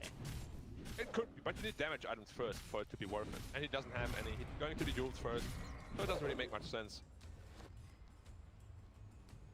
So my Dire vote's staying are with Shaman. scanning. Well, you're wrong, but that's fine. Makes me look smart. That's what I'm hearing. Nature's Prophet, now it's thousands all the way from its Orchid. Starting to get there, but fast. They have no way to dispel it. So, still gonna be effective on the troll. Mars will have his Jules up in time. But the biggest problem here for JT is that even after he finishes Orchid, he'll be sitting at a good 1200 health only. He'll be taken down so easily by so many of those heroes on the Radiant side. Okay, going Sanjin Yasha. That Battle Fury shootout. Alright, come on, completed. Faithion. He's right over mid. You know it's not gonna He's happen. right Big there. Cup. He's going! Tell me. He's going to the left. Hands up, chat. Oh, maybe Elder Titan with the inbuilt BKB for free? He could be popping off on Y. He's going to the troll. Go away from the troll. And I mean, Voting is troll in the strong now. chat, you were correct. Sitting at 1900 health now. As I said, the whirling axes aren't super effective, but there's not much to dispel. Torch can't dispel your own silences, so yeah, just a stats boost, making Ahmed feel a little bit more comfortable after the last game. Maybe he needed some, you know, pats on the back. He's like, Ahmed, you got this, come on. Woo! We're here to support you. It's like when everybody gives their energy away for the Spirit Bomb for Goku. That's Except basically energy, it. this time it's Radiant money. are scanning. Yeah. Dire's structures They're are gonna go fortified. bottom with this smoke. Bye-bye, Catch Faithion. themselves out. F and chat. Radiant structures are Snowball coming through. The Omni slash Drawn Faithion get the kill. The turnaround does not have anything to show for this, though. At least get the jump. shot needed, and he'll finish him off. Ollie dead, Kaka with the TP out, Dream Coil committed. It's only a 1-for-1. However, Radiant's 5K top lead tower still is sits under pretty attack. for LGD. Radiant's top tower has Good fallen. rotation. They lose the Alchemist. Traded for a Gyrocopter. Not the best trade, of course, for IG, but there was still a lot of wasted time for the Dire side because Juggernaut was part of the fight. Finished this Battle Fury now, so his farm is going to skyrocket. But of course, Troll doubling the net worth because Alchemist. Dire's bottom tower The net worth is grabs under always attack. look so dumb when there's an Alchemist. Kind of ridiculous. Especially when you see the Alk who's now behind the Shadow Shaman. Man, Faith just not farming.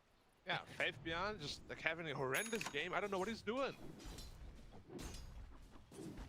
Now he's got that level 4 Greeble Screed though. And do you like this? Because sometimes you'll see Alk, Ags, mid, safe lane. There you go. There are your presents. But instead, it's just the Ags to the Troll and going right into the. I like it a lot because, as I said, this Mars Aghanim's doesn't feel very strong at all until he has like 2 or 3 items. So of sense, just like my Solar Crest, Blink Dagger after. Flyfly on the high ground. Needs to be careful and Radiant's want the middle bounty ring tower for a is second. That's under the only way attack. he's able to check it. So if he just didn't get away in time, that could The be a seeds problem. of fortune. 3 bounty runes for Radiant. JT has Orchid. Be careful though. What a So bounty! 15 minutes on that Orchid. Not the best timing, and now you wonder, are you going to even feel that Orchid for the most part on it? They're going to go to Snowball, they've got the call down. Ooh, Snowball lands, Walrus punches near, he's not dead yet. Hoping this will come in, he's dropped the Serpent Ward, the Dream Coil now gets committed. So obviously the Chargers go after Kaka, has the damage to get the kill, he's dominating it, ends up being a 1-for-1, but a lot dropped there for IG. This Troll Waller is, once again, just like in last game, absolutely obese. Like, what do you do about him? Doing a 40k net worth at minute 16. It's almost 1000 GPM. And of course, it's a little bit inflated, you know, inflated stonks. But what do you do? Like, he's gonna have a St. Joshua soon. He's gonna be sitting at 2.3k health. Where's the damage gonna come from to kill him? They don't really have it right now. Stonks are rising for the Troll. He likes the stonk, and we'll see if he can maintain this lead. It shouldn't be too difficult right now, given the space that he's given. To see when they're really looking to just go off the rails here, I could sense it being like the Solar Crest, a big marker for them, because that will certainly help LGD just take out these heroes quickly, or even just go for like Roche. Yeah, I mean, LGD is definitely in driver's seat right now. Kaka with Blink Dagger going in bottom. They've got silence out on the Shadow Shaman. Did it not go? He's not dead just yet. They've got the arena as well. The spear that's going to land on the Ollie against the guards, though. It's not enough. It does put them away from this puck. They'll get the kill on Ollie. They'll look over at Kaka, trying to get a second. The Dream Coil plays down. Should get 2. Radiant's Contribution for Nothing to Say. That finishes off the toss. And of course, without Ame, he's just been continuing to farm, get the top tower. Now Dire's the top middle to tower defend his is own. under attack. Filthy rich. Yeah. Going for his BKB next. Flyfly. Be careful, Troll can output a lot of damage here. This isn't over. Blade Fury. No Basher. Still a decent chunk of damage, but no Basher, no way to stop that. And Chance of continue to farm efficiency. what is his Ame. Digging. Wow, he got an item! Wow, I'm laughing at him, but he gets a Ring of Akrona from the little kobold. That's What are the efficiency. chances? That is so lucky. Wow. Okay. Alright, but buy a lottery ticket right after this final, Ame. He's got the efficiency, he's got the luck. Now the question is, secure the win. 18 minutes in, 6k lead for LGD. Things going all Millhouse for them at the moment. Got Alku's really close to the Solar Crest, so LGD, I would expect they're looking to roll. Radiant's middle tower is You mean under looking to attack. roll the Roshan, right? Yeah. I mean, that could be the push of the snowball that goes down the cliff. So we'll see. They do have a courier in there, though. Radiant's middle tower is under attack. Could be the melting sunshine for that snowball. But probably Radiant's they're middle not even tower looking to has go into fallen. the road pit at all. At least they get the mid tower, you know, inflation price. But this Troll, 60k net worth, ages to boot. Radiant's Let's bottom go. tower is under 2.5k health. What do you need? the king in the front line, and they're all like, okay, Ame, sorry, dude. I know we made you angry last game. They don't want to deal with him. Looking over to try and kill the Shadow Shaman. Orchid Burn should be enough. XinQ drops. Continue to make Shadow Shaman's life a little difficult as they drop down the arena, but they don't catch the Jug. And with the Shadow Amulet, Ollie is avoiding. Yeah, we all know what kind of shoes ninjas wear. I'm not sure. No. We don't have to do that again. Everybody knows at this point. That's what I'm here for. I'm educating. Troll sitting at 36 armor, by the way, at minute 19. Be intense. Kaka, if there's a root, he's dead. Chase. No root. No root, but gets the snowball out. Radiant's bottom tower is under attack. Oh, really gonna enjoy using that Solar Crest. What do you think is next here for Faithion? Just Blink Dagger and Shard probably. Yep, he has both Fury. Shard is just a massive support. X coming out and Radiant's able bottom to tower get the is under stun to attack. follow this up.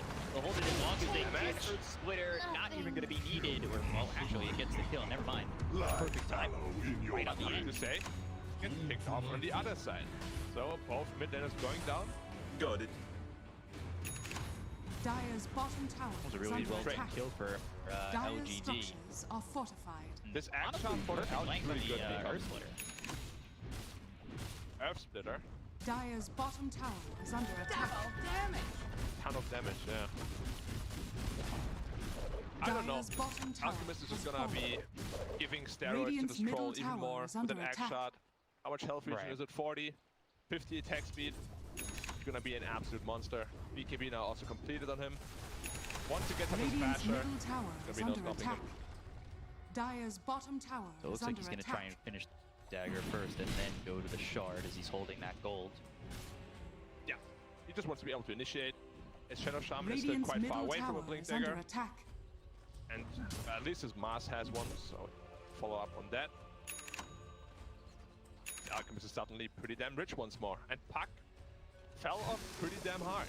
He's going into the Dagon, but he has no defensive item whatsoever. Blink into Dagon. Very squishy Puck.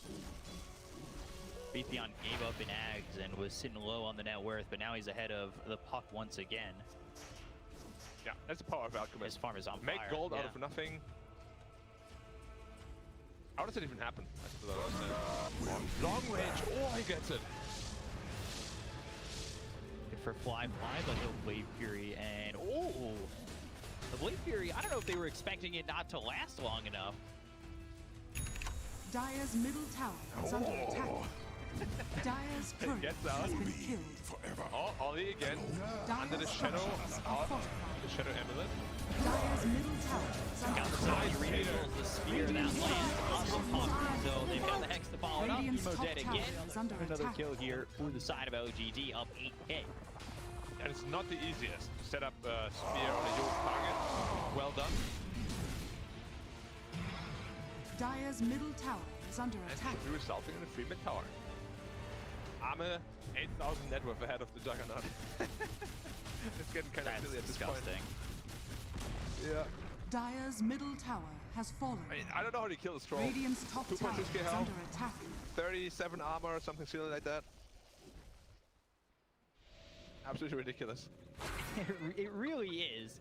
And they've got the Hex this time onto the Gyro.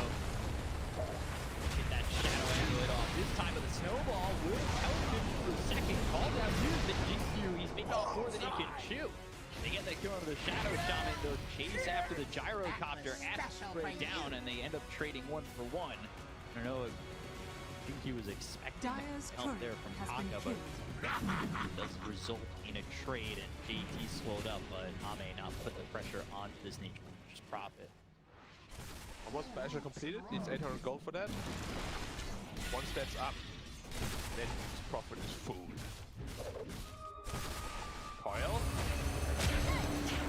But huge snowball in with the Walrus Punch. Radiant's top tower In the air, is under attack. he's coming in. Ame coming over, gets the slow. They hit the spear that's on a Kaka. They'll get the kill onto the tusk. They'll look over. Emo, main shift with the Illusory Orb out, as well as the Blink to get Radiant's far top away tower from the is side of under attack. LGD and make sure that he doesn't get caught once again. They don't even have damage to kill the Mars. Like, how are they ever gonna touch the scroll if they can't even kill the Mars who's only sitting at 1900? They just profit to pick up. He gets hexed immediately. Wow! He's caught. They've got the serpent wards down. They've got the shackle, and they should be able to get the damage. But he pops the BKB. Do they have it? Wow! He's out. XinQ again pays for it with his life. Sneak attack. He can't catch a break. Another time to fight. And just meant to be out. Both are just keeping up. It was so close. Radiant's top 30 tower health is under attack. on the Nature's Prophet. God. One more snake hit, he would have been dead. But it's just not enough for XinQ. Can't catch a break, as you said. But still, Alchemist and Troll and Mars also farming up the storm. Goes into the air, gyro caught again. Gaza hits, and he's right on the wall. The snowball, not in time for Kaka to put himself in the arena. So he's locked down as a contender in the arena, and he will lose his bout to Ame. Agent K here. That snowball was never gonna save your gyro, and you just forfeited your own life for nothing, pretty much. Radiant's bottom tower is under attack. That is giving up a second when you don't need to. A little bit of save your friends thing going on right there. Yeah, can't really be giving away these kills when you're already so far behind. 12k behind now. This troll is just getting more and more ridiculous. Radiant's So top tower Mars is going under for the attack. Deso, and I think that we see that Beepion's also holding his gold. He's got the shard queued up, but he's got 3k. So if Mars goes for the Deso, I can see Alk just giving over the ad. Definitely. But Alk will probably farm 2 Aghanim Scepters until he farms his Desolator on that Mars, so maybe we still see the shard come out. Maybe he'll just go onto the Aghanims right away. And all IG can do now is cut waves. Emo is doing it bottom. Prophet is doing it top. I don't know how IG is ever gonna take a team fight here. Tusk, Gyrocopter, they offer nothing in a team fight pretty much. They haven't really wanted to fight Dire 5v5 yet. They're just looking for pickoffs, and there hasn't Radiant's really been top the full tower is skirmish under yet attack. from them.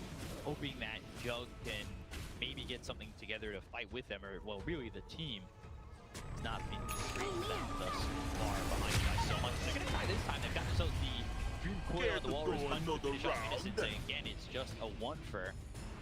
That's all they'll get, they'll back away. When you're getting these supports and you're letting out continue to farm, well, really you're letting all 3 cores from LGD farm, you're falling further and further behind very quickly. The scary prospect for sure. Only 900 gold away from this Abyssal Blade on the Troll. Anybody he jumps on is going to be at his mercy. He's going to chew through them so quickly. This is one hungry Troll, and he's going to be eating them all up soon. Attack on Troll, my friend.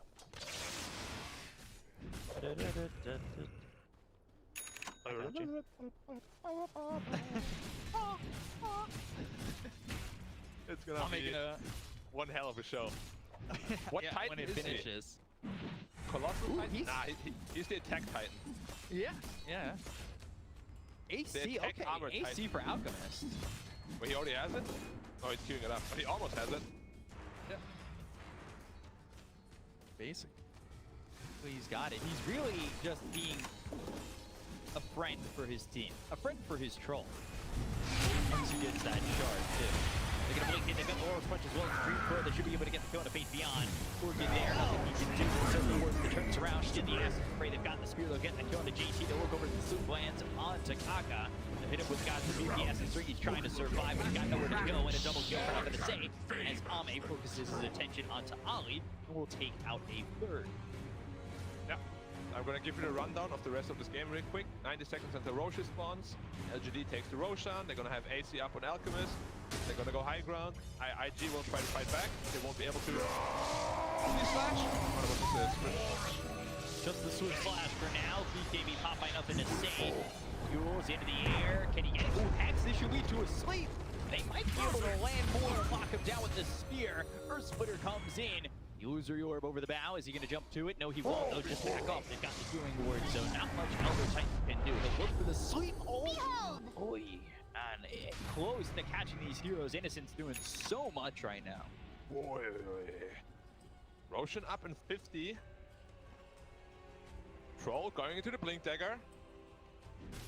Coming close. The climax is close, my friend. This is like the, episode switch. 12 of the 13, you know? Like they're setting up the final fight right now. I hope it's too. Well, thankfully it's not filler. Yeah, I hate filler. Dire's courier has been killed. Dream Coil uses that line on the two of these heroes. They hit the troll goal. The options they're going to use the call down on top of it with the home missile going after Ame. They're not following this up. They've got the shackle. Look at the abyssal and the damage from Ame on the emo. They will take out the puck again. Gone for 50. Can I ask you a question, Decom? Coil for what? For full health the entire time. Yeah. There was nothing to follow that up. Yeah, I can't follow that up. Troll is standing there. He's like, come at me, bro. Come at me, Jack. Omni-slash me. Please do it. Oh, no, JT. Gone.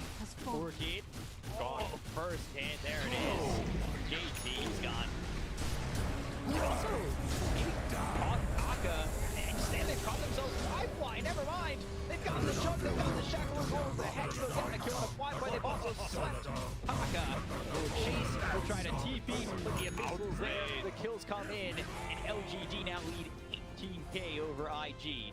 24 to 12. 30 minutes in. I mean, they're just outplaying them at every turn. Like, this is just the power of Shaman. Jack can't spin, Prophet can't BKB, Puck just gets caught by him. XinQ on this hero is such an absolute monster. Why are people still giving it to him?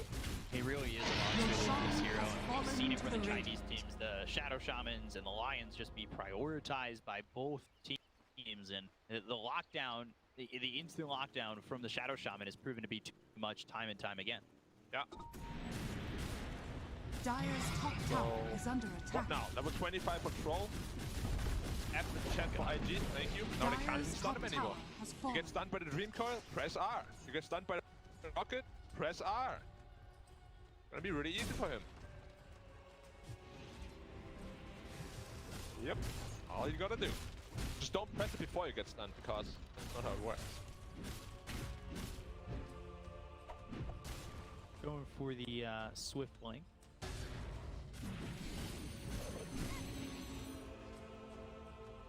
$30,000 in net worth. God, he's still keeping up with the 1K. 1K GPM. Fortunately, it won't show up like that in the end screen. Because he got 4K of that gold gifted. Like, he's taken Alchemist's hard work and making it look like he did it all himself. But that's not the true story, B-Cup. The investor is Alchemist. And without him, Pro would never be this farm. The returns must be good for Alchemist. He invested low. 14 people were shorting Troll, and well, now get where the price is. Troll really trying to just bottom tower is under attack. Now he built an entire empire based on that early investment. Dire's bottom tower. Thank you, Faithbian, for making it happen. This Troll wall of damage off of this Swiftling is absolutely ridiculous. Swiftling runs Abyssal. I just want to see it blow someone up. You looking for the Prophet here. And Kaka's getting blown. That's thrown down, but he can still take the tower. Meanwhile, Lotto, they've got the catch. They should be able to get the kill. It's a solo kill on a GT. This Troll is stunned up for a moment, and well, beyond no stand in front. Take the aggression off of Ame as they'll look to get the bottom set of racks. Backdoor, can he get it? Looks like he should be likely to do so. Backdoor doesn't even mean anything. The door's pretty wide open. He's going to blink forward, looking over for the gyro costume. They're trying to stop them in their tracks. They've got the arena down, but they're going to go back to AG and LGD. Will even the series up at 1. A very easy, straightforward game for LGD. Yeah, just from start to finish, IG, the draft, the very wonky, the last Prophet, I was not convinced. He didn't really get a chance to do anything this game. Draft win by PSG, and they also just massively outplayed IG at every turn of this game, making it look really easy. Like, arguably, even the hardest stomp in level 1 game 1 was. Yeah, and look at IG, they just look depleted after that. They look defeated, It was such a good one. Yeah. It was very simple from LGD. Really just start to finish, everything went well for them, especially Faith Beyond's start. Faith Beyond, he read the Helping Friendly book, he helped out his team, and that led them to a victory. You know, the stocks pay out for this Alchemist. So they even it up at 1, and again we go to a lower bracket game 3, which is always exciting.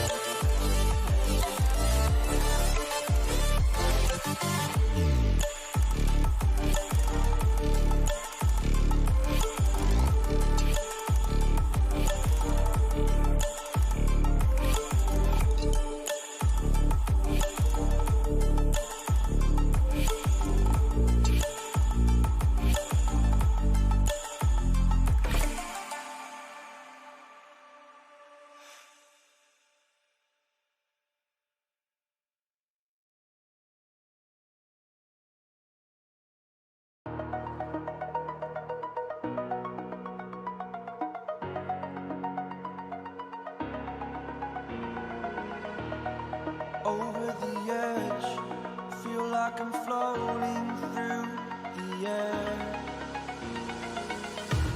The pain I felt is paid for, all is said and done.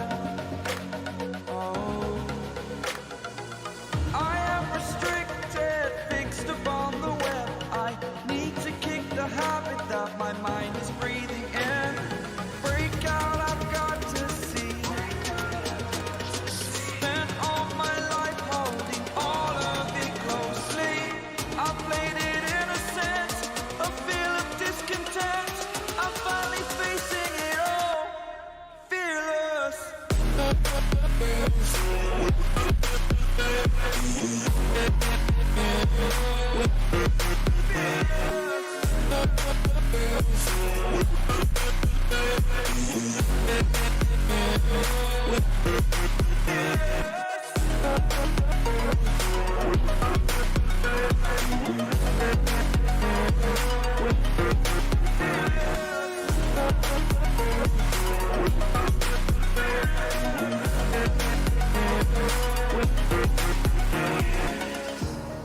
Burning the bridge that keeps us.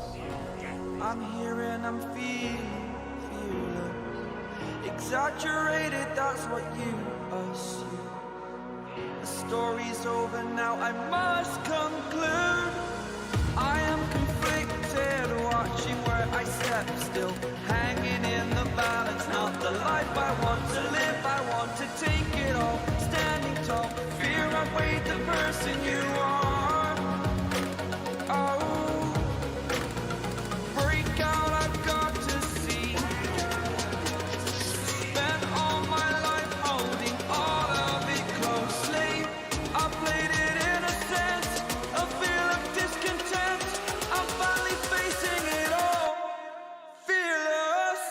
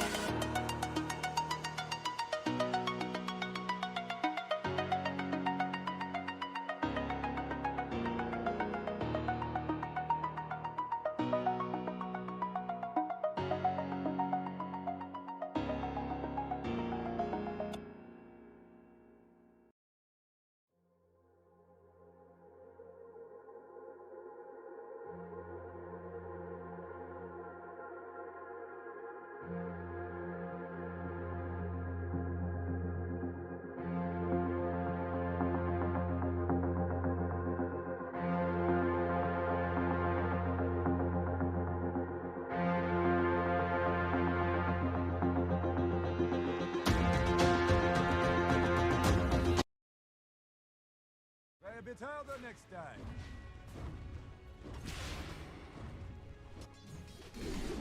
Mark my territory.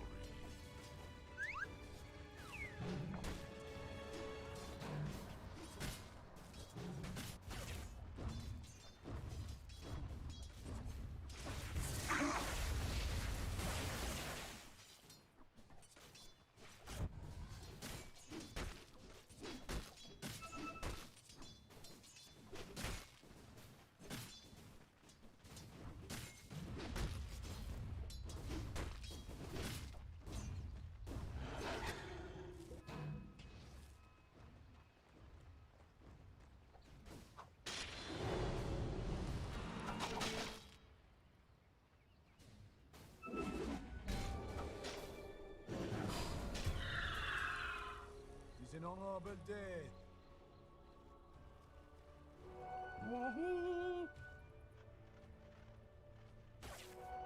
Gold is a great conductor. It's not yours. Remember the last time we did that?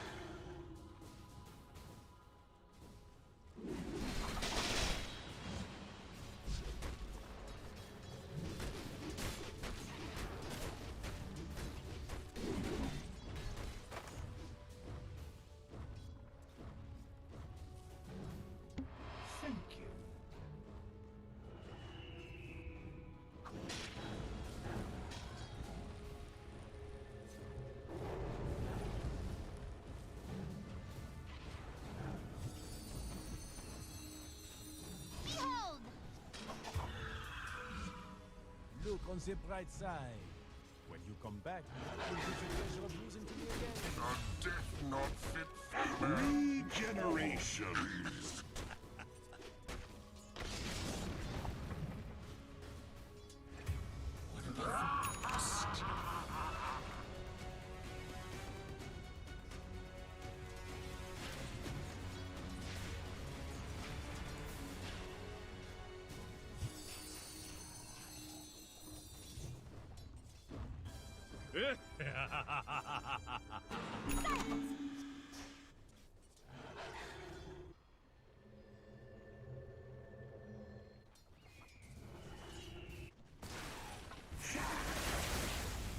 Dire structures are fortified.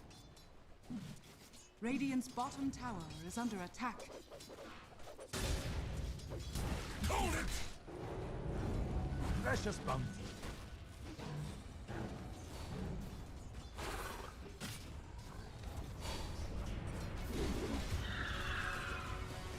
Welcome to the food chain.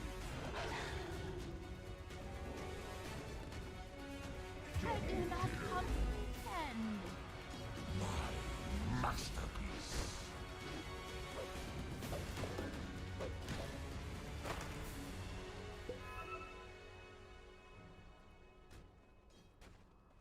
Radiant's middle tower is under attack.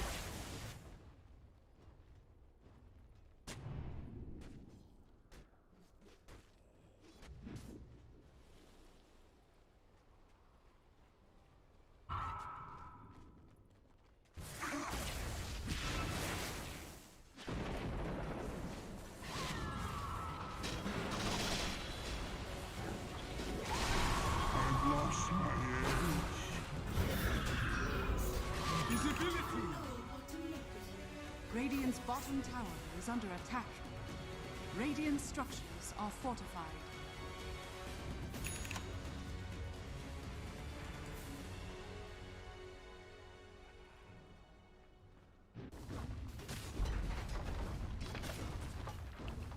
Radiant's bottom tower is under attack.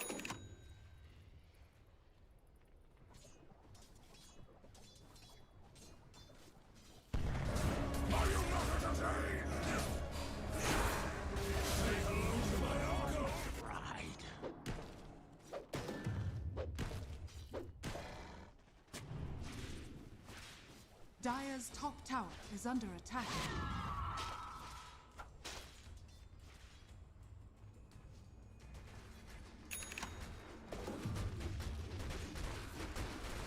Radiant structures are fortified. Dire's top tower is under attack. Radiant's middle tower is under attack.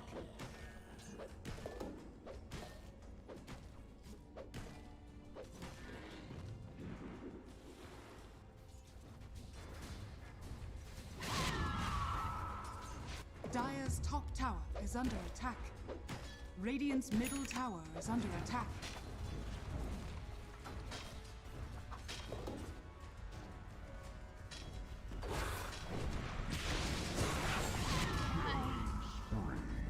Dire's top tower has fallen.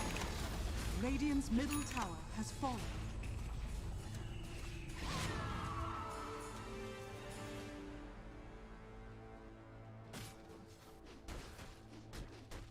Radiant's middle tower is under attack.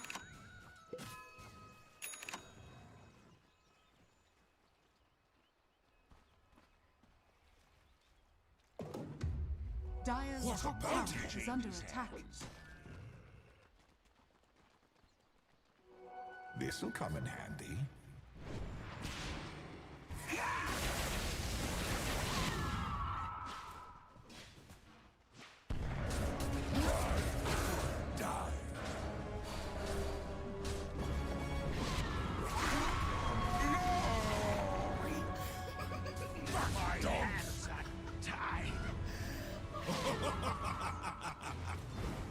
Execution style.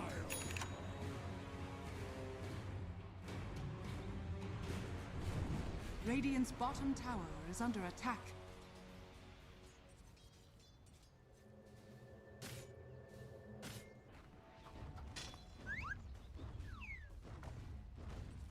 structures are fortified.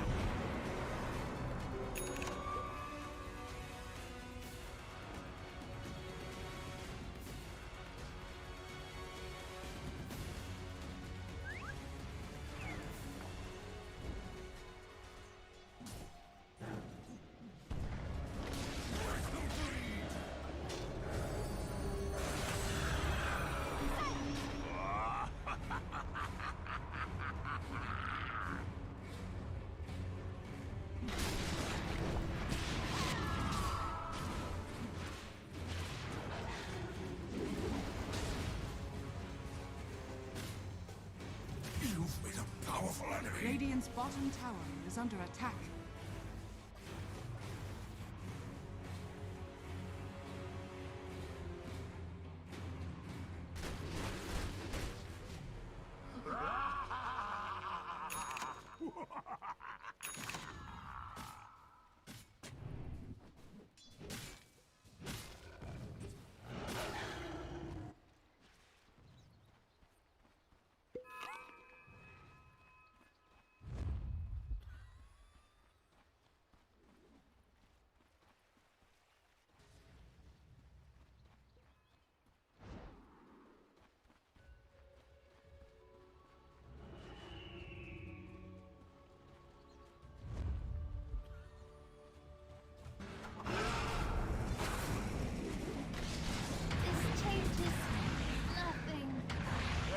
The next time.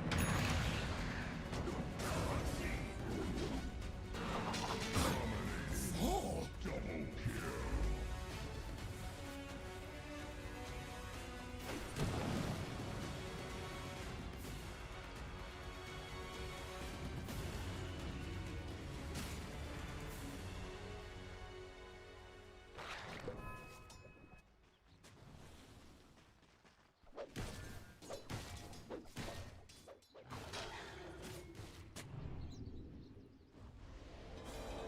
Radiant's bottom tower is under attack.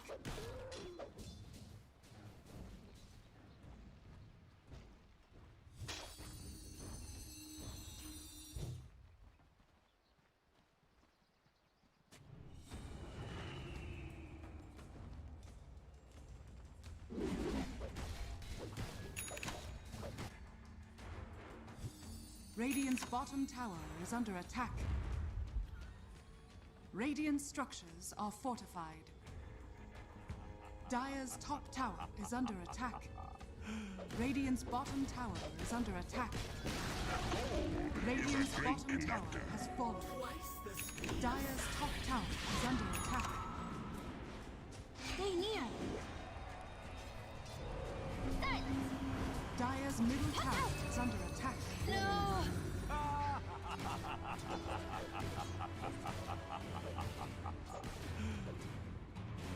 Dire's middle tower is under attack. My thanks will come later, when you least expect it.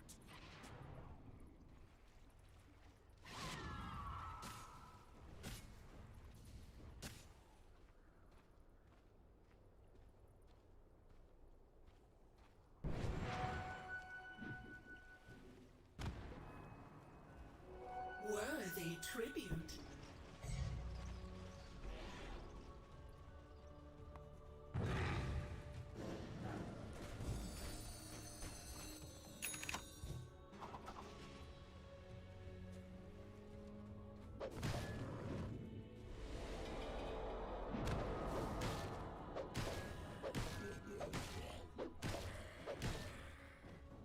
Dire's top tower is under attack.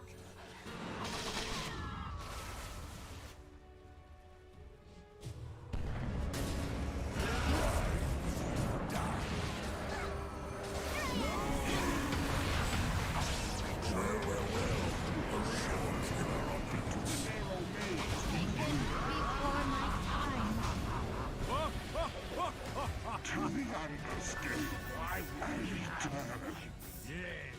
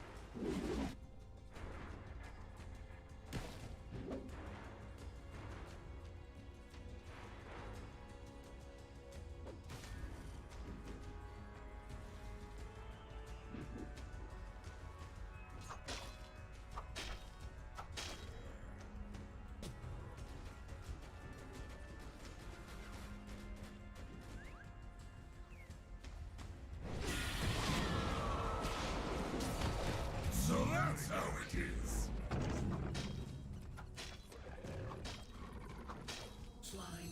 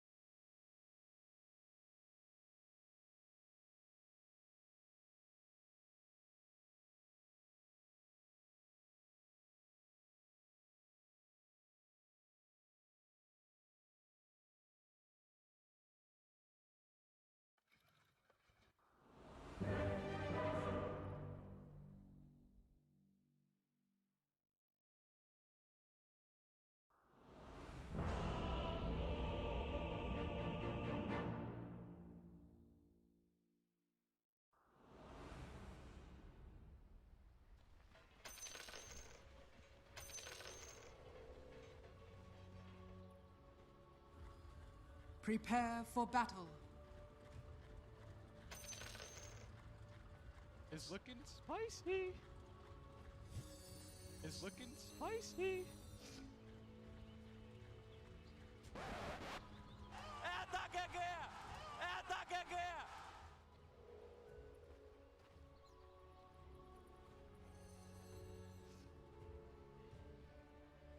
Thank you very much.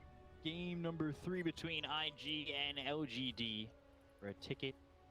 Go to the grand final. Go to the best of 5 against EG. We'll see who punches their ticket.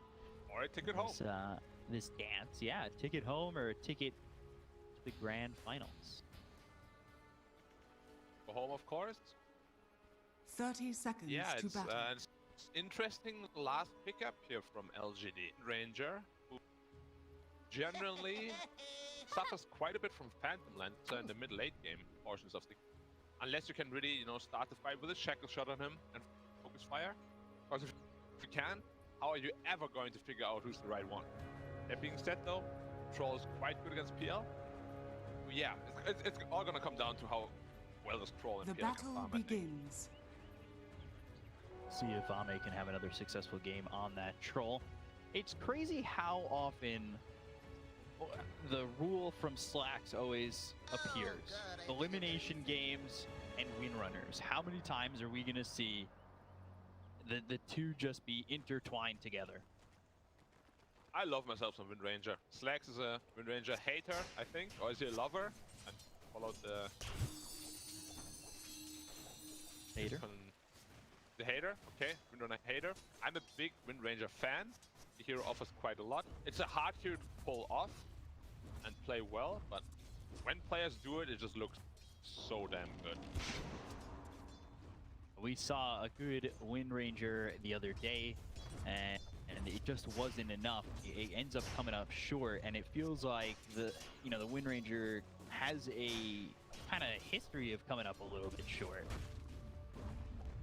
Yeah, it's always this hero that owns really hard in the mid-early game, and then sometimes in the late game still, but you just die so easily if you get caught out. Time. No. So we'll have to see how that does up against the puck. Take a look here over bottom. We've got Faith Beyond on this Viper, just trying to shut down flyfly over in the top lane with JT on the Timber. We'll see how these lanes go. Is there any one lane that's really popping out at you? Something that you think that will really pop off? Like last game, it was the Alchemist lane up against the Jug. Like, which lane really looks like it can get out of control? Top lane as soon as Basal gets level 3. Getting foothold for the Troll and kill him. But yeah, mid lane shouldn't be a whole lot of action. Neither can really kill each other. Bottom. Nope, he's gonna be fine on his Shaman. Yeah, I don't think these lanes are the most eventful, to be honest. Like, even bot lane, the Viper is gonna pressure the PL a little bit, but there shouldn't be any kills coming out of there. The early game doesn't look to be very kill heavy. Might be a quiet game with a lot of farm to be had. See? JT on this Timber. We've seen him successful. We've seen some Timbers that really get out of control. But up against this Viper, I'm not sure it'll continue to find that success as Kaka does spot Ame's Courier and get that last shot in. To take out the Troll's Courier, maybe pay for it with his life, but only battery assault. So there's no battery assault in Cogs. Kaka should be fine. He also has no backup from the Troll. Just fine for himself. Imbasodo, level 3 already. Really when the lane becomes Troll. And level 5 is when the lane becomes unplayable for the...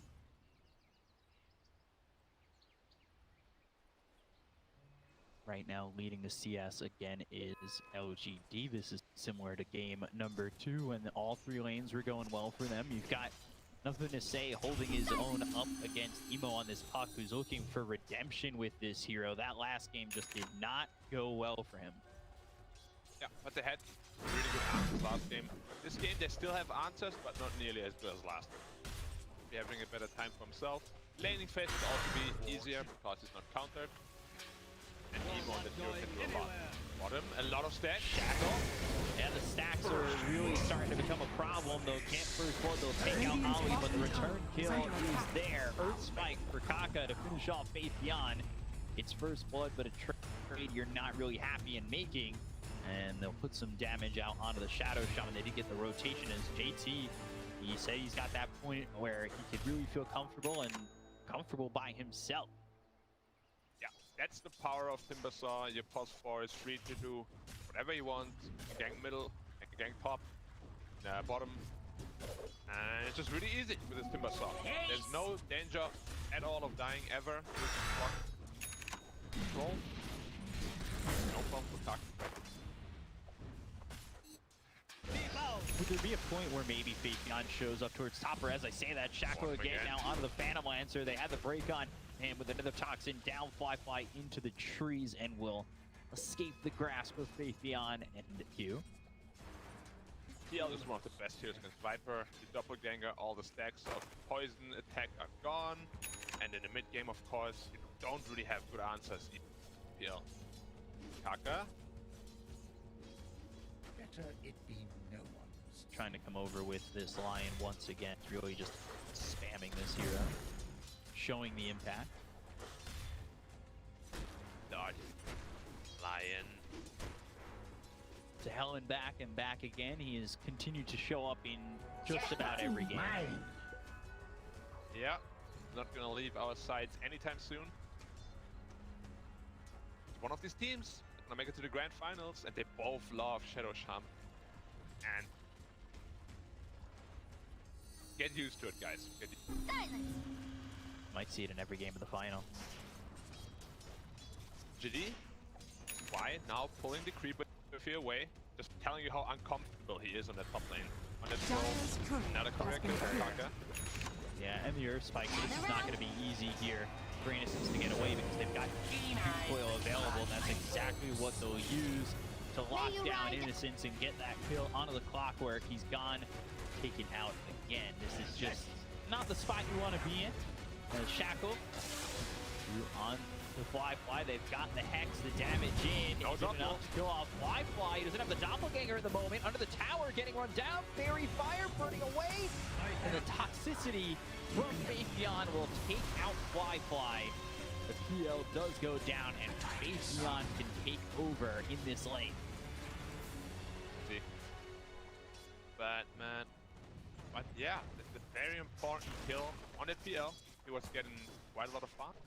Now, he's in Struggle City, only sitting at 2.3k net worth. Not where you want to be at PL in this lane. Structures are fortified. He'll have to take a lot of space come mid game here.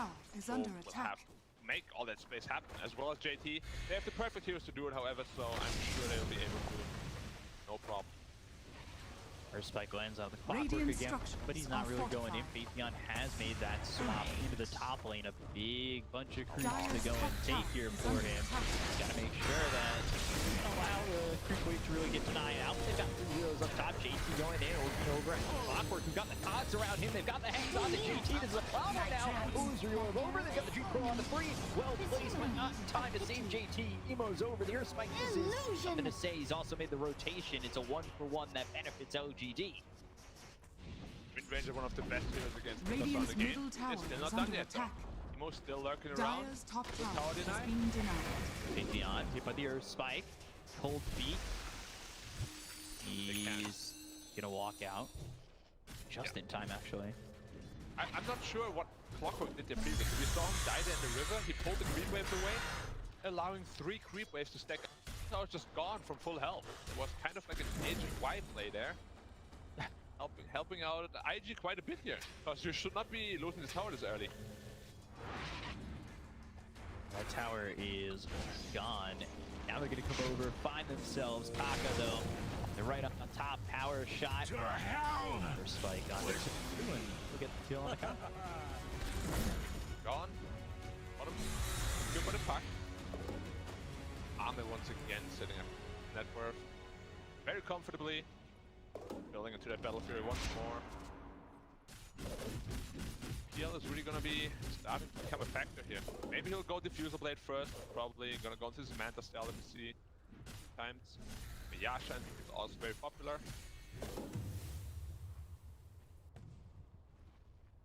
See what he ends up choosing for. His Battle Fury is being built for Ame once again. Not going to have the luxury of that Ag's delivery coming in. No Alchemist on his team, so it's not the jump from like 5k net worth to 10k. Dire are scanning. It's a 3-man smoke, but they don't find Ame in the jungle. They place down vision, so they can maybe invade this triangle a little bit later down the line, especially if they put the pressure on bottom. Dire's bottom tower is under attack. Shadow Shaman will get the kill here on XinQ. Kill. Viper. Be alright. Windranger picked up the Javelin. That means Timbersaw is a realistic kill. Doesn't have a hook yet. Radiant's middle tower is under attack. Dire's bottom They're taking tower another tier is under 1. attack. Mid tier 1 still stands, but top and bottom looking like they're gonna both fall. Another poison. GT, a lot of damage being taken. He's got the waiting Waiting Rift, they'll hit the two-man stun with Kaka with the Dream Core coming down. They get the gun innocent. They look over at Fade Beyond. Should be a second with the cold feet going over and freezing over this Viper.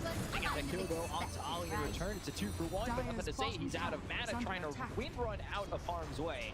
He's okay to do so. Radiant's middle tower now is under attack. Took off half health. Alright,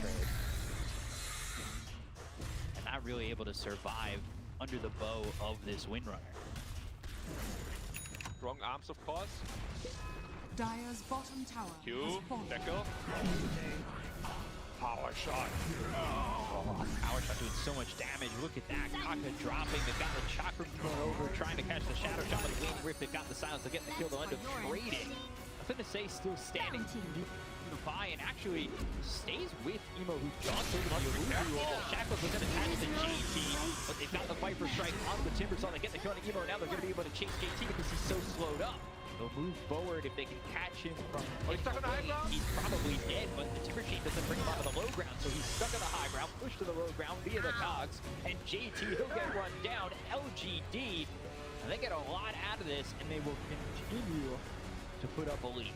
Yeah, big misplay here from Emo and JT. Emo orbing in, trying to get the rune, putting himself in a position, just dive freely, and then JT with the missed, what's the name? Timber Chain, getting stuck onto the high ground. Like LGD was already ready to give up and run away, and then they noticed that he got stuck there. Yeah, once they noticed, they turned around.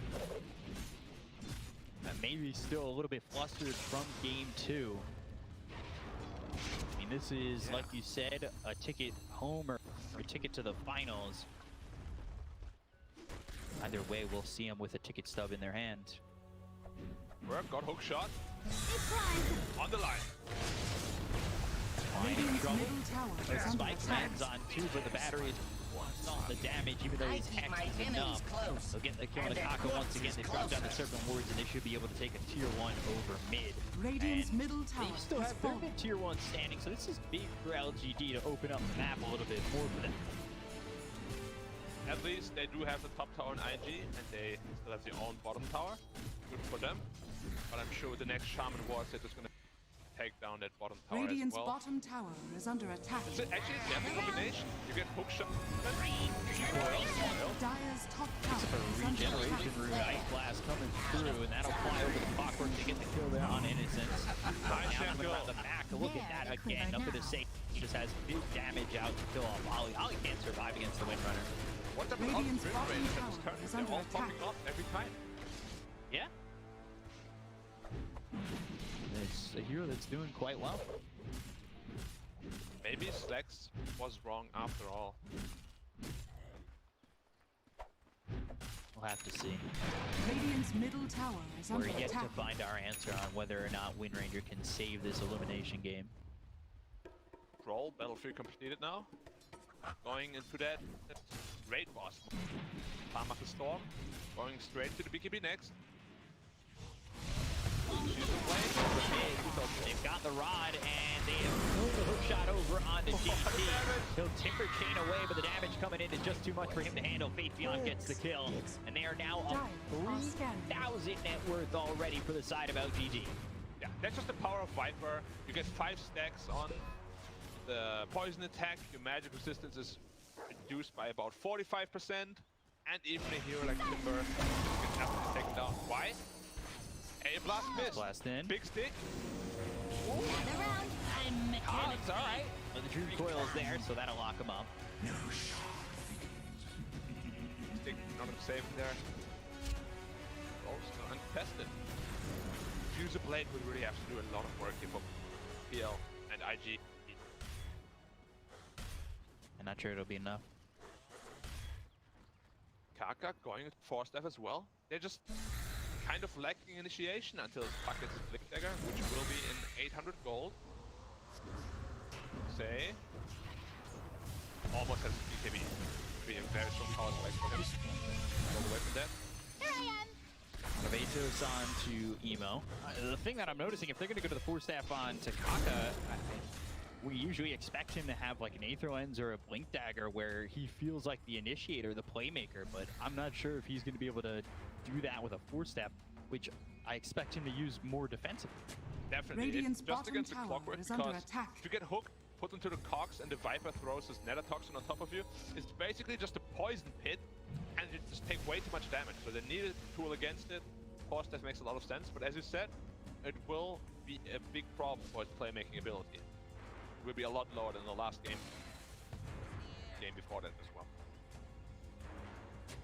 So it's not really where it's certainly like to be. Sentry ward down that can immediately deward that obs, but now that they know they have vision, you can expect that they're trying to make aggressive play. CLGD will try to set up for shot in, ice blast out, that's on Innocence. They've got the finger as well as the kill. They get the kill on Innocence and now turn this around onto Kaka. It's a 1-for-1 trade. They do get a stack on the finger. They will trade those supports. And this is again just leaving Ame to do whatever he wants in terms of farming. Radiant structures are Here as fortified. well, complete free farming now. Diffuser Blade only 100 gold away. And we have seen yesterday against Secret, flyfly became an absolute beast after the diffuser was completed. So, is that marker the marker we're looking at for flyfly on this Phantom Lancer? Again, like the diffusal, the heart timing, which it was mentioned as in the last game that he played this Phantom Lancer. Is it heart timing again for LGD, or do they have answers to that? It always is hard timing for IG, but this time LGD has a troll who is one of the best heroes against Lancer. Once he has his BKB and he gets the perma route going on his PL, he's gonna be in big trouble. There's the diffusal blade. Bounty's being picked up. IG hook shot. That'll be thrown forward, and they've got the two down. Nothing to say in a lot of trouble. Pops the BKB. He is so quickly dispatched, and now they're going to go after Face Beyond. You see that flyfly gets involved. The second he's got the diffusal blade, he'll get the kill on the Face Beyond, and they'll look over to take the tier 1 over mid. A big victory for IG on Dire's that. middle tower has fallen. Gets his diffusal. Little bit of a mistake here by NothingToSay. He has his BKB, but he has no wind run. A lot of physical damage coming out here from the IG side. Ame, careful. He gets a kill on the Holly though. The turnaround will be one for IG taking out XinQ. What did you 1800 gold away from his BKB. That's really when he has a power spike, but they do have AA Blast this game against his Troll Life Leech, so that's why they picked it. We'll have to see if they can make the combo work though. It's not the easiest spell to hit on a hero with BKB. No, not at all. As you well know. I do. I very much do. So we'll see now. It's Javelin BKB now going back into the Maelstrom. We'll see how NothingToSay kind of goes on from this, because he's kind of falling behind Emo on this puck, who hasn't been explosive in this game, but he's certainly performing way better than the you know, game 2 when he was on this puck. I think he ended the game with 100. No worries. Yeah, it's really just the lane. Like, if Puck has a decent lane, he usually dominates game. And when Puck gets shut down in the lane, like he did last game, he had absolutely nothing going for him. Struggled quite a bit. Radiant's bottom tower push is away. under attack. The chakram a little short. APM. Now you can see they just have no ways to deal with this Phantom Lancer. Sure, Troll is good against him, but what if he just runs past the Troll into the backline? How do they deal with him? That is exactly why they picked the Phantom Lancer. It's gonna be such a thorn in their eyes. Side. Eyes too. I mean, that would be really bad to deal with thorns in your eyes. That would be very painful, yeah. Thorns anywhere are really pain. Dire's middle tower is Hook under shot. attack. Now they're gonna set up the cogs with the Hex. Ice Blast coming in, but they've got the Shackle with the Serpent Wards. It's locked down enough to get the kill here on Emo. I'll get an interesting spot as the Earth Spike is thrown over onto Innocence. They lock up that Clockwork for a second. They've got the Hex onto the Shadow Shaman. XinQ again found a pretty cool spot as Innocence falls. The flyfly finger used. XinQ dodge. Heroes down the side of LGD. So 2 kills there for IG, but they lose Emo. And, well, the trade, I would say, definitely benefits IG a little bit with the another stack on the finger, but you're losing your mid. Yeah, never feels good to lose your mid, but at the same time, PL still uncontested. Just feels like LGD, even though they're getting kills, they're never getting better ends of the trades just yet. I'm getting a little bit of trade. Anti-style completed on the PL.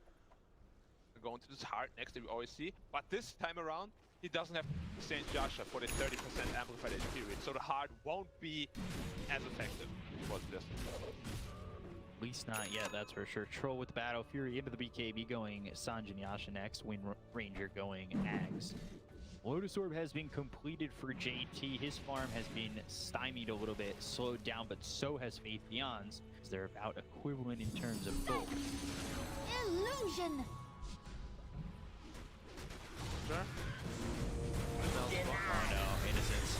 Spotted, Intercogs, Chakramano, can't get away from this. Emo right on top of this clockwork, trying to run away, but the waning rip from Emo will Dire's finish middle him tower off. is under attack. Dire are scanning. Not what you were hoping for if you're Clockwork walking up those steps. You can see LGD's up to Radiant's gold, bottom but tower I don't really is feel under that way. attack. Like they're playing very scared. Overall, the pro is going to IG. Dire's top tower is under attack. Yeah, they're putting the pressure on. These Serpent Wards haven't really are locked down as much in terms of pushing and towers. They've got the Dream Coil down onto Ame. He's silenced the Waning Rift. Another Toxin right on top of this Troll to try and defend Ame as much as they can. Two Chain actually misses, and they could have gone on that. He's got the Lotus Orb. They'll go to the Focus Shackle. Throw the Shackle that connects to the tree. They still have the control. Again, this the Ice Blast is coming over, so it looks like IG want to fight this. Or maybe push LGD away for a moment. I definitely think IG were thinking about it as they converged around LGD, but thought better of it as they back away after the Ice Blast did in fact land. You can definitely tell nerves are part of this game. Like JT, this is the Radiant's second middle time tower Timber is Chain under killed attack. him. Very uncharacteristic. Usually he's spot on with those. But of course, high stakes. Natural to make more mistakes.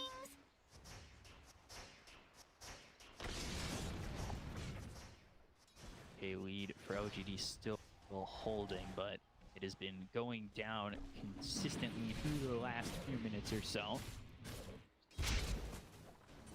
Yeah. The good thing LGD has going for them is the PL will still another item. MKB, the Bristol Blade we'll have to see, because these blinding axes from the Troll are very effective again. Usually you need an MKB to really be able to fight, but they still have quite a bit of time. Smoke used. Doesn't man up beyond, but they're gonna head towards top. For a second they looked like they wanted to go top. They'll go through mid. Let's see if they can catch anybody over. Maybe looking at the triangle. It's Ollie in a good position to break the smoke, and they have no idea where that smoke was broken from. I'm so confused. Like they saw the AA in vision, they just kind of looked at him, and they were unsmoked for a good 2 seconds. Then Armor was like pinging himself out. Oh guys, I got unsmoked. They did not go on the AA. Slow reaction. Is under attack. They were probably just focused on the triangle. Yeah. Well, smoke leading to nothing. Unfortunate. Rune for the Windrunner. Oh, Wind Ranger going Boots of Travel. So we have the Axe queued up. Now going Boots of Travel. Do you like this pickup more? Obviously, they bring different things to the table, but he's close to the Boots of Travel and probably going to commit to it. Is that where you'd like to see gold be invested? Personally, like the Axe more, which makes a little combination with the BKB make probably more sense, because right now you need all the fighting power you can get. Boots of Travel are good. You wanna control the map and pressure the map, but they're being the ones that are being pressured, right? Travel don't make a whole lot of sense, I think. Gotta upgrade your fighting power a bit. Being built here for Faith Beyond. See if he commits to the Boots Travel. I'd be interested to see if maybe he switches at the last second if he's got the gold and they're not really clashing. See it now. The gold, and Dire are scanning. he's gonna commit it. Right. Now you got Kaka going back for that Blink Dagger. So yeah, he picks up the Force Staff, going to the Blink Dagger. He's got a lot of space to work with, getting a lot of gold. He's actually the top farm support at the moment. So we'll see Kaka pick up that Blink and be able to be that initiator, be that playmaker that we've seen him on this hero as so many times before. Control used with the illusion rune gets popped, not going to help you out. Windrunner trying to land the shackle. Emo though on the run. Not a lot of matter to work with. He does have help from JT and Flyfly over to the sides, waiting in the wait to jump. Tower is under attack. Well done by NothingToSay not to really commit for that, because that could have been trouble. Radiant structures are fortified. That's the situation very well. Now also can't get the kill. Engages. Dire's top tower is under attack. Powers here. Dire's top tower has fallen. Radiant's bottom There's tower all is under teams attack. are quite timid. Radiant's Just bottom fine tower sitting has back, fallen. farming up the carries, farming up the mid laners. Who does that benefit the most? It's always tough to say. Like Phantom Lancer Troll is a matchup where if Troll can find the right PL, he can easily take it down in the late game. But it's gonna be so hard to find that right PL. If he kills your backline, then the Troll can't win this game alone, obviously. Kited quite a bit. PL now finished the hard. This is where you go to Struggle City as PSG.LGD here. To be careful. Clockwork going for the shard, trying to use that jetpack. Pack? I don't know if it's a meme as much anymore. It feels like Clockworks love this item. They do. It still just doesn't look like it belongs to DotA, the way like he moves and everything, you know what I mean? More like a flight swimming in simulator. the air. Yeah. It's like those people who use those water jetpacks and they don't know really how to control it. Yeah, exactly. You go, whoa, whoa, and somehow he ends up not dying from it or exploding, but yeah, it looks really uncomfortable. See if the jetpack works out for him once he gets it. You got Daedalus being built next for the Wind Ranger of Nothing to Say. Soon to that shard, so items, if they've got enough time, they can make it happen here for LGD, but you could sense the presence for IG at the moment. Oh, hook shot missing, and now Vizurn picked up by Emo. Yeah, no power hook this time.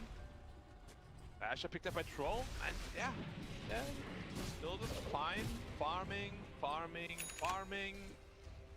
Arcane But power. this is what happens in elimination games, right? Sure. You Both find teams, yourself being a little bit more conservative.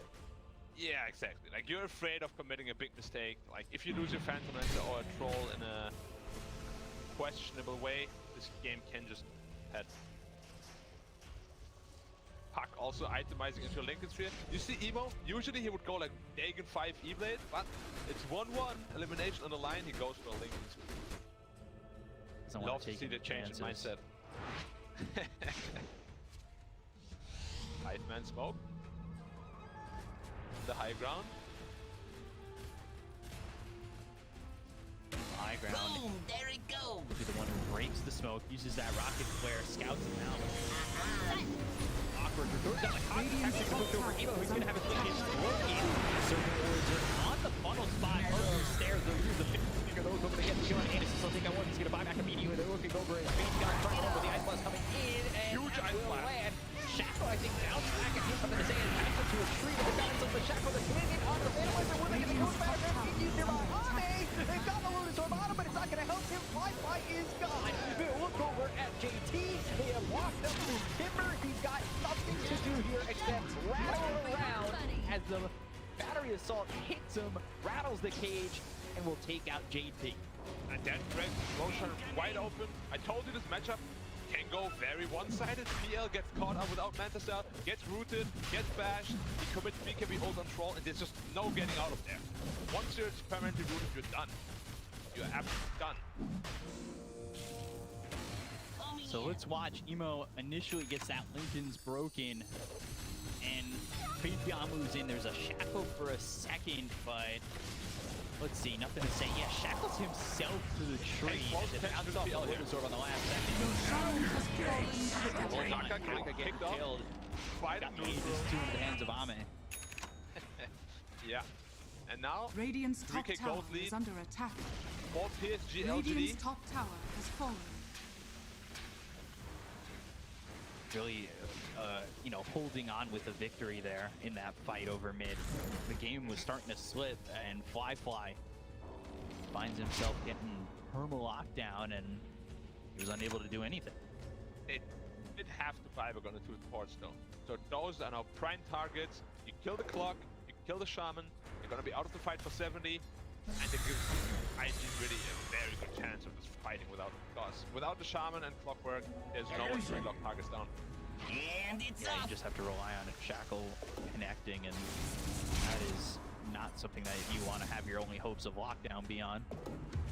I mean, Troll will have to discipline the next power fight champ. They've caught the clockwork, finger you, down goes Innocence dead for 70. Very aggressive posture here for Clockwork. Maybe he just was like, yeah, kill me now, so next time I respawn, I'm not going to be dead for 70 at least. Yeah, 5-10 Galaxy Brain kind of play.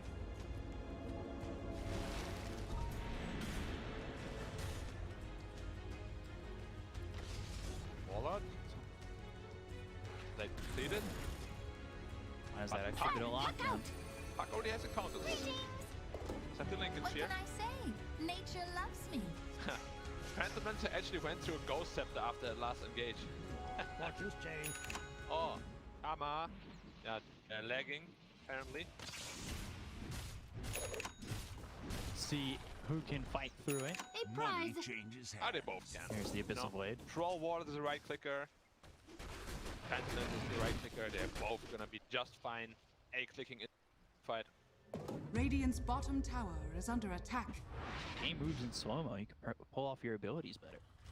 If both teams were not allowed to use spells, like all 5 heroes just A click down the mid lane, who would win? I don't know. I don't want to guess. I'll get a Tough draw. call, right?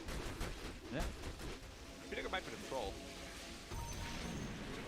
Well, if it's only just the PL and the troll. No, all 5 heroes. And I'm saying troll because he has the Abyssal Blade, which blocks 100 physical damage from all the PL illusions, basically, practically making him invulnerable. Because those illusions won't even tickle him, they will do nothing. 4-man smoke from LGD. Too close to IG at the moment, who are pretty deep on their own side of the map. Dire's bottom tower LTP back is to under base, so attack. he is going for that Dagon 5 now. Makes no sense. Operation, yeah, Operation Flap Flap with the Lion, Finger Dagon. We'll see you later. Finger Dagon plus Ice Vortex. It's a lot of potential magic burst coming out. But Troll Warlord now has level 25. Strong battle trans strongest spells. Spell stuns. Not hexes though. If he gets hexed, he's in trouble.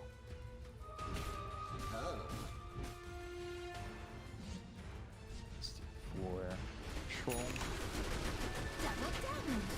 Got that level 20 talent there for the Windrunner. So he's picked up the Maelstrom on the Troll. They've got the Psychic Heaven on the Timber. Look is, I mean, he's up 4K over this Phantom Lancer. Ame just out farming flyfly massively. But that's pretty using the Aegis to fight. I think the game, there was one fight in the last 6 minutes. Now it's back to just farming again. Although they have an Aegis and a very strong Troll. I think LGD is being a little bit too timid here. Aegis is gonna run out without usage. Unfortunate, but it still gets them towards their next items. We'll see though if that ends up being enough, because while yeah, it does get LGD to their next items, the open space for IG, it does the same for them. And between these next items, that fight is that was very close over near the tier 2 tower mid on the LGD side, but this could be Radiant a are tough one scanning. coming out without an Aegis now in 20 seconds. If they catch the Troll here, it could just work out perfectly for them. The other way. Runs out of 10. Oh. They're gonna look over, they've got the finger, and there's the kill on Innocence immediately. He's dead for 43 seconds. They found their attention on Ame. 5 seconds. The Chakram lands, and Aegis will expire without it being used in a fight. Clock just to land once more. Another finger stack. Now, where does that leave us? Both teams back to farming? You can just really see how different they are in game 3 compared to the other 2 games. Yeah, very timid. Very timid. Roll on a good pace. He goes all in, or will we keep buyback? I would expect him to go all in. I think that's Ame's style. Dire's bottom tower is under Yeah, attack. always has been. But also backfire quite a bit in the past. So. That is true. Abyssal almost finished here for the Phantom Lancer. I'm not the biggest fan of the Abyssal necessarily, because it's still, you can't kill the Wind Ranger, you can't kill the Troll. They will have to just cut the backline, kill the Viper, Shaman, as well as Clockwork. Going in, picking out. defusal used just as he blinks away, so he'll walk away from a distance, but still pretty slow. Not going to matter. They can't catch up to him. They are going to look for the fight, though. They are smoked up. They'll look over mid. They'll use that Dream Coil. They've got the Ice Blast coming over, and that should beat onto the Shadow Shot. He just sidesteps in. So the stun out onto the wind runner. The Phantomizer trying to fight and fight over onto Ahmed. They've got the Dream Combine. Nothing to say. They go after Kaka. He's going to change this line. Get the kills now. Dominating. They finished off a trade, though, on XinQ, who was slow to start the fight. Flamethrower. Is it enough here from JT? He's all by himself. He'll Timber Chain into some distance, trying to TP out and will be successful. It's a 2-for-1 as they lose both their supports on IG. There's a fight that they took. Ooh, nothing to say. Spots Emo. He cancelled the blink. Yeah, he did cancel the blink, but they don't follow it up. He has to be so careful on the stroll. I've just seen him fight the Phantom Lancer, and he ran out of mana in like 2 seconds. He doesn't have mana for Battle Trance if he gets burned too much. Really turned his fight around to the favor of IG. He needs to be very careful about how he approaches these fights. Definitely. Like, he's not the smartest hero to control, only sitting at 1 imp per level. Right-click people, but yeah, 500 max mana at level 26. That's kind of ridiculous. It really is nothing. He's going Axe now. Yes, it's caught again. And almost shackling himself once more. Nothing to say. Needs to really be careful with that Lotus Orb. Throwing the shackle shot out, and then it bounces. Luckily, he didn't attach himself to a tree because he would have been dead. Yeah, it happened a couple of times already. You're right on that one. And even though they had this Aegis fight, or not Aegis fight, they had this Aegis, you know, the gold lead is dwindling more and more in IG's favor. We're now kind of swallowing up the map. Lions are forward on this, right near the tier 2 tower. They are looking to jump again in the same spot for IG. Game ticking even, 37 minutes in. Middle tower is under attack. This one hanging on an end. Roshan will respawn in 1 minute 40 seconds. Dire's middle tower is under LGD attack. should be very aware of that because they do have one of their team of cards.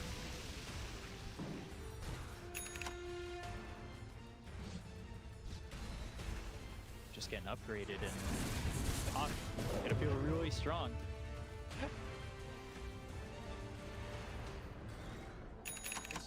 That was such a good Radiant's step up bottom for you, tower Kaka. is under attack. Sometimes I just can't knock him down, dude. You know they have a clock on their team, Kaka. Right, twice a day though. First spike comes in, Radabatos is close to Shackle being used. The Ice Blast getting come over to the Fox. He's got damage coming in for nothing to say to win both Kaka and Ollie immediately. Hook shot was used with the jetpack away, and both supports are gone. However, 50 seconds until Roche is up. Feels like every fight is the same way. Both supports die, IG runs out with all 3 cores, and LGD is just happy sitting back and farming up some more. Radiant's you can't farm courier that much has more been anymore killed. though. Troll is 6 slotted pretty much. Yeah, we'd have to think about what he can exchange, right? Going Ag, probably turn it into a blessing and then go Swift, but that's like a long ways out. Dream Coil is going to give enough time for IG to potentially close the gap, but they don't want to go for it. Nah, they just wanted to bait potentially BKB here, but Armin keeping his cool, not falling for the bait. And who needs boots when you have spider legs? Radiant's top tower is under One attack. of the best items in the game at the tier 3. Now the tier 4 items are online. We'll have to see if this Puck finds a Spell Prism. Be the best pickup for him. Potentially, Timeless Relic would be very good too. I think Timeless Relic would probably be one of the best ones there for IG. Yeah. I mean, if IG gets both, then Lion and Puck are good. You gonna buy out on that X? That is so risky. If he does. Yeah, he did. He has no buyback now. Radiant This might be the game-deciding fight. Why? Yeah. Making the smoke. This could be a big fight for IG on the fact that they're on the opposite side of the map. They're near the objective. Got the Hex So we'll go over, we're going to catch flyfly. They've got the shackle that looks over the Dot'a. They've stunned up the Windrunner, though. They get the kill over on a XinQ. They've taken out one. He doesn't have buyback. He's there for 62 seconds. The air spike hitting on the clockwork. Now, they're starting to put the pressure on the side of LGD. They've got the fighter strike through over the XinQ. He's going to silence the Troll trying to do all he can. He goes into the battle trance, and now he's going to fight this Phantom Lancer. They've got the shackle. Isn't enough. The damage coming in. He's got the Wizard. Will he survive? He goes into the doppelganger. We're trying to run away. The Urza's going to be an upgrade. It's looking likely that he can turn this around. He's going to fall. Trying to salvage a fight. Duels over the shackle doesn't connect anything, but he's got the damage to take out flyfly. Jet back into the air. They don't have buyback on Ami. He's going to be dead for 95 seconds. They'll take out Kaka. It's going to be another one down to the side of IG. Both these heroes have buyback on the side of IG, so let's see if they use it as they'll chase JT. Nothing to say. Salvages the fight, and they will commit the buyback. Phantom Lancer, he'll buy back. I think they're recognizing the fact that Cole doesn't have his own buyback. They'll use the hook shot. They're right on top of JT, and they'll get the kill onto this Timber. But right on 8 is Emo. He's gonna boots travel and look over at Innocence, whose jetpack runs out of fuel. Emo waiting rip. Don't think he saw him. Silent, hiding. No way. Standing there. The jetpack. I accept this offering. It's not a meme any longer. Saves him. They need to get this Roshan though. They have 50 seconds to get this Roshan. They committed the buyback for it. And this fight was just so unfortunate for the Troll. His own Shadow Shaman trapped him inside the wards. He was stuck there for a good 12 seconds. He needed to wait for a Spider Leg to come off cooldown. His entire BKB duration wasted. And they can't get the Roshan. There was a buyback committed. They can't even get Roche. Oh dear, that's real bad for IG. They committed the buyback, which what's going through their mind that they used that buyback on flyfly? I am not entirely sure. He bought back. He was kind of chasing a clockwork together with his puck, but nothing really came of it. They tested Roshan a little bit here, gave him a right-left jab combination, but not enough damage to take him down at all. Now he's not working with buyback anymore. And Troll still has his. Granted, he doesn't have the money. He can farm it up real quick.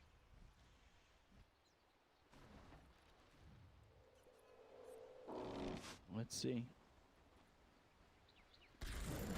7K lead. Who will get the next Aegis? Aegis is so game deciding here. You just see how fast PL can drop once this focus fire is really onto the real PL. Very scary. And it looked like they had the opportunity to take that fight. They took the Troll, but nothing to say. He kind of goes off, and we saw the power of this Wind Ranger not only in that fight, but we've seen it before in other matchups. You know, specifically the Neon matchup where Yovage was doing so much damage, just got a little unlucky in the fashion. And the axe that he threw on his Spirit immediately into the finger with waiting for hitting off the Troll as well as the Viper. They've got the dagger, they'll have the Ice Blast. They get the kill on a base beyond. He's got 5 back for 85 seconds. They're not flashing it, so he won't use it immediately. He does have a tier 2 to TP2. But let's see it. This might be the opportunity that IG need to go after Roche. Symphony of skills there. You're just blasting him from long distance. Nobody really committing. And I'm surprised they had this much damage. I guess Puck now. E-Blade, Dagon 5 completed. He's gonna be an absolute monster in those team fights. They don't have the means to lock him down. They can kill PL maybe, but his Puck is gonna be huge as well. They're looking for more. They're trying to wrap. They won't find anybody. Ame, those spider legs definitely help in eluding the other team as well. Like, yeah, you could replace your boots, but just being able to go over the cliff and get out of the harm's way very quickly like that is quite nice. They've got the Hex, they have the controller, use the hook shot, now the circles around him. Look at the kill of the Kaka, they're taking on the line real quickly with the weight hitting out of the Shadow Shaman as well as the Troll for silence up for a moment. He's starting to retreat on XinQ. They did use the buyback. They get the kill on Ali. He's going to be dead for 53. He's got buyback as well. And these heroes on IG retreat because it doesn't go right for them. OGD, they put the pressure on and they push them away. Viper had with the buyback go, but so did Kaka. If Kaka goes down once more, he is the main lockdown for this IG side here. If they can rid themselves of that pest, it's going to be very hard to lock down. Flyfly going Butterfly next. This game is so intense on both sides. LGD now running into the pit. Troll, no buyback, needs 1,000 gold. Pit, gonna die real fast. Puck is strong here. Waiting rib, shooting coil, that lands up too. The air spike that followed it up did not land on either of those heroes. The BKB's already been committed from Ame, so he's gonna need to retreat. That's leaving Roche at half health. Oh no, this might be a huge mistake here by LGD. How are they gonna fight now without BKB and Troll? They might have to just take a gamble. Got the rocket flare that's getting some vision. They need the timing. They need the lineup for him to go in with a hook shot. When the timing's right, and he's going the hook shot. He uses the jetpack. He's caught out. Figure no Kaka with another kill. Does not have buyback. He's gone for 100, and it's looking like LGD just need to give up this Roche. Something that we're going to take. And was a questionable decision to begin with. He was still ready to jump in perhaps. Oh, NothingToSay. He wants to go for it. He's trying to get Roche. Roche is out. Agency by flyfly.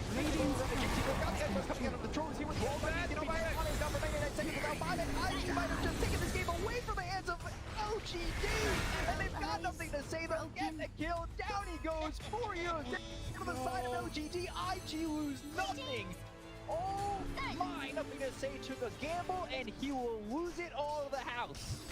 When LGD just completely losing their cool over that Roshan. First they bring it to half health, after all the BKBs to run out, Dyer's then middle Clockwork tower dies without is under buyback, attack. and then they all run into the pit to steal the Aegis. It would have been a much better call to just sit back, wait for your BKBs, and just defend your high ground. Sure, it sucks that the enemy got Roshan, but he might have potentially just lost this game. A full minute without this troll. He's 780 gold short of buyback. This is at least a Rax. We'll see how much IG are willing to go for. They have been playing conservative, so you gotta wonder how much they're willing to try and take.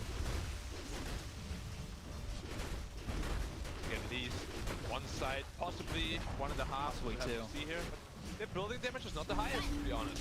It's Phantom Lantern doesn't have most of the damage here. Dyer's middle barracks are under attack. Rax gone. Rain Drax to follow. Dyer's middle barracks is falling. 10k shifting Dyer's gold lead as it goes 3k over to IG. Yeah. Dyer's top tower is falling. Trouble. Dyer's top barracks are under attack. What a big turnaround. They're not gonna make it in time. Another toxin down. Actually going to be willing to fight, but they've got the heads coming through. On the shadow from the god, the silence off of the clock is going to bring Ame in to try and make something happen, but they've already lost XinQ. XinQ's gone for a long time as they'll go out on Kaka. Kaka will fall, but he gets a finger out before he dies as well as an earth spike. Hook shot comes in. Innocent's gone. Studios in outside of LGD. They're trying to defend, but it's not defending well. They'll have to back up, and this Rax is gone. Ame, no BKB now. And we said it, the real problem now might just be the puck. Defense Mensa definitely is a problem, but how do you deal with this puck? You just can't kill him. You don't have the spells to kill him. You don't have the spells to lock him down.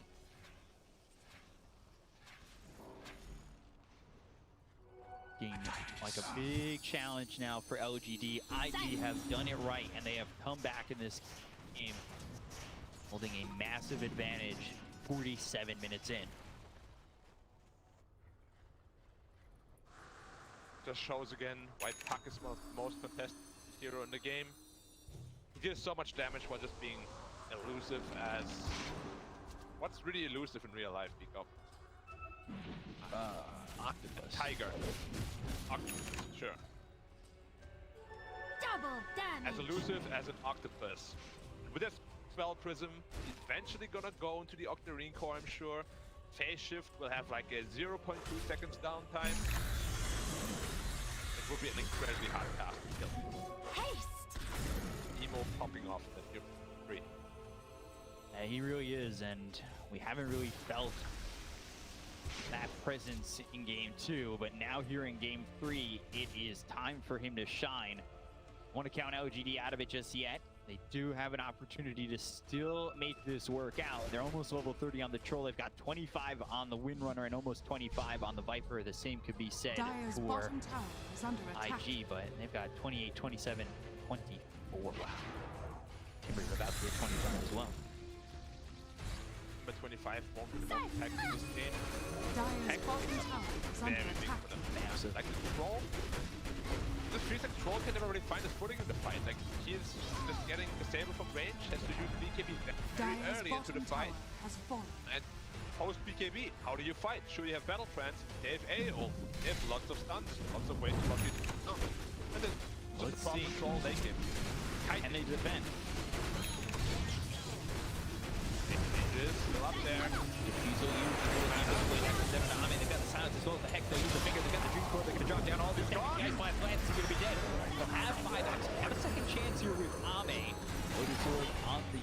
over. JT trying to get out with the hook shot as he tries to super chain away. Well timed by Innocence. JT falls. Kaka's there without buyback. They did use the troll buyback. That's not awful for LGD, all things considered.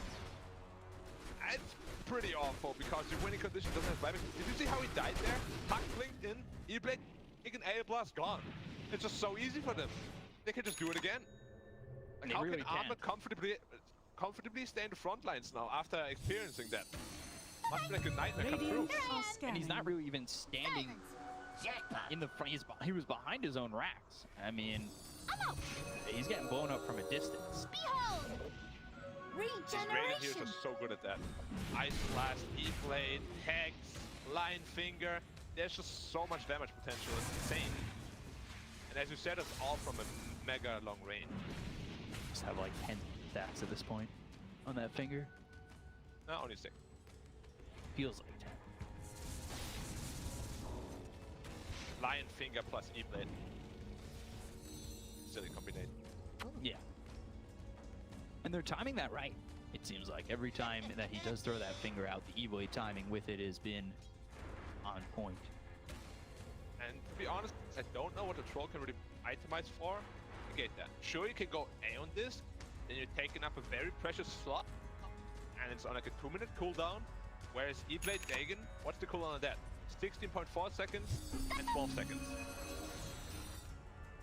It just makes no sense to buy A on this. Would it have to be you relying on maybe somebody else to pick up like a Lotus Orb or a Linken's to place on you?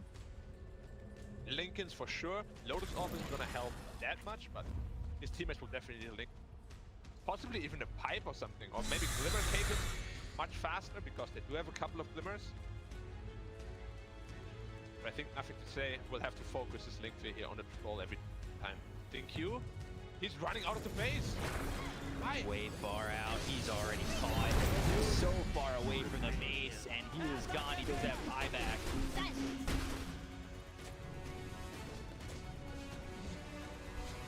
And I don't know what he's doing there, but he gets killed. Dream Coil, they've got the weighted grip. They're going to go after this Viper. Viper in some trouble. The Dream Coil will not be enough lockdown to get the kill here.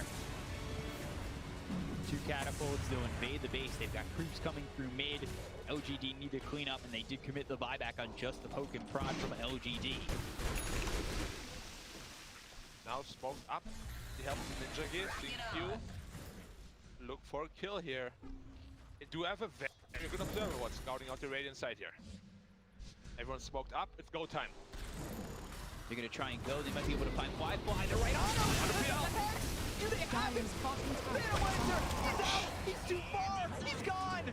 Oh no. flyfly, 2 minutes. He's got buyback, but that is a big kill. If they can force his buyback, that is a win condition for LGD. We'll look over at the Ancient Apparition while they'll also find the Lion. And they get the kill here. He's used that Ghost Scepter. Ali dies. Kaka falls. They all have buyback. JT trying to TP out. LGD have found a way to get 4 kills and clean up the side of IG. Oh my. Fortunately for IG though, Roshan not respawning for another 2 minutes, so LGD won't pick that up, and they should all be able to respawn here on the IG side. We'll see if Armor can potentially take down a Rex here before they respawn. Very long timer. Buybacks aren't getting forced, which is something that would really help them out and really alleviate They this have pressure. to force it. They know Roshan's not up, they need to force the buybacks, but Puck is pushing in all the lanes, he's so obnoxious. What Radiant's do you do middle about it? tower is under attack. Can't just let this base get pushed in. They need to find a way to get a buyback. Of course, they still have 50 seconds without the Phantom Lancer. They have time to do this. They have time Radiant's to push through middle mid, tower is under but attack. they need to be careful. They've got the tier 2. That's going to go down relatively quick. Just NothingToSay working on it right now. Let's see. Vince Pop keeps this on for a moment with that blade, but they've got the tower gone. 40 seconds without the Phantom Lancer. Will he hold buyback? They've got a 2 racks advantage. I'm not sure he's going to even use buyback if they go after the set of racks on mid. Are fortified. Scroll does not have buyback. If they like surprise buyback here and kill the Scroll, the game is all over for LGD, and they know that. They're getting bullied out by a single Puck because of the fear of buybacks, man. Oh, they feel so bad. Puck sitting at 10,000 gold, by the way. Wow. It's like an investment banker at this point. Going Ag's Blessing. Yeah. So good. They didn't even have the best tool yet against all the BKBs coming out from the Dire. Now they do. Now the fight is just going to get that much harder. Roll buyback up in 2 minutes. That's what they're waiting for. That's a hex. That's big. It is. Glepnir though cannot trigger the Lincoln Sphere anymore. They will have to find another way to do that. Triangle, they're smoked up. Radiant's Nearby. has been They're in the killed. roach. Oh, Emo! Dire's Spots turret him. has Dream been Coil killed. used, and that's with the ad. An early Dream Coil. Another go with the got the finger as well as the Earth Spike coming in. And the Ice Plus finds under the Viper as well as the Troll. They're going to try and run away with the Viper. The Dream Coil finally not there on him. With the KBB popping, nothing to say. They need to find their attention onto the right here. The Venomizers into the back line. They're caught. Baby Beyond, they've got the Jackal as well as the Civil War. The Silence is going to stop these Shackles from holding down flyfly, but the damage coming in. They've got enough to get that kill. He's got buyback, but 3 years already dead on the side of OPP. And I'm not sure Ame can continue to withstand the onslaught that's coming in from IG. They look over, they've got the tag, and they'll get the kill. He's got for 2 minutes. They'll take up Ancient Apparition. It's just nothing to say here. Up against the world, IG are chasing. They're looking to get the kill. They've silenced them up, but they can't control them enough. Oh, wow. A big fight for IG. A long time without Ame, and the creeps are pushing in through mid. This should be Roche, Aegis, everything there for IG. And another chance to finish off this series and go to the grand final. Flyfly soloing the Roshan here while the rest of the team smoked up. Potentially looking for a couple more pickups here. This Roshan will at least allow Ame to come back into this game with a buyback. Up to 1 minute. Massive win. And this BL is just so survivable. They have to throw their entire load on him. He has to pop BKB, he has to pop Battle Trance, and he just has nothing left after that. Kaka. Potentially looking for the clockwork here. Clock dies, he has no buyback. Fire for Phantom Lancer. And they're already pushing the creeps in. They're letting Phantom Lancer take the Roche by himself. Dire's middle tower. He's not hitting it anymore. Hey, Fly! He just looked at the pipe and hitting it. Has fallen into the Radiant. So now they've got the bottom creeps tower pushed in. is under attack. The courier! Phantom Lancer axe. Oh, he took it himself. We have never seen a Phantom Lancer axe yet. See if we can put in some work. For those people that don't know what it does, it gives your ultimate an active that just spawns as many illusions as possible with an increased duration on all of them. It'd be pretty effective because they don't have good illusion clear at all. Ame up in 20, buyback available as well. If he could hold the buyback, that would probably be best for LGD. Can he though? Are they willing to go up against Megas? Looks like they are. Dire's here. structures are fortified. Glyph, alright, that's going to be enough time. So now they'll have 2 lives on the Troll. The question is it going to matter? Dire's bottom tower has fallen. Only down 7k, all things considered, but the net worth doesn't matter at this point. It's all just chaos, and we're soon into a tier 5. We're now back into enemy territory with the Phantom Lancer axe. Kakabundi YouTube. Trying to come through with the jutsu. When you see the guys are more down, they're going to go and get the hex. Lotus Orb on him, 4 staffed away. Alright, that works out for IG. Hex on cooldown, going back, looking for the racks once again. Rest, reset, and poke once more. Here, 5 items in 2 minutes. Oh, the damage come out immediately onto the Troll, looking with that Dagon as well as the Waning Grip. He silences this damage from the puck. Has just been too much for them to handle. They go to the Glut near the Manta, gets popped.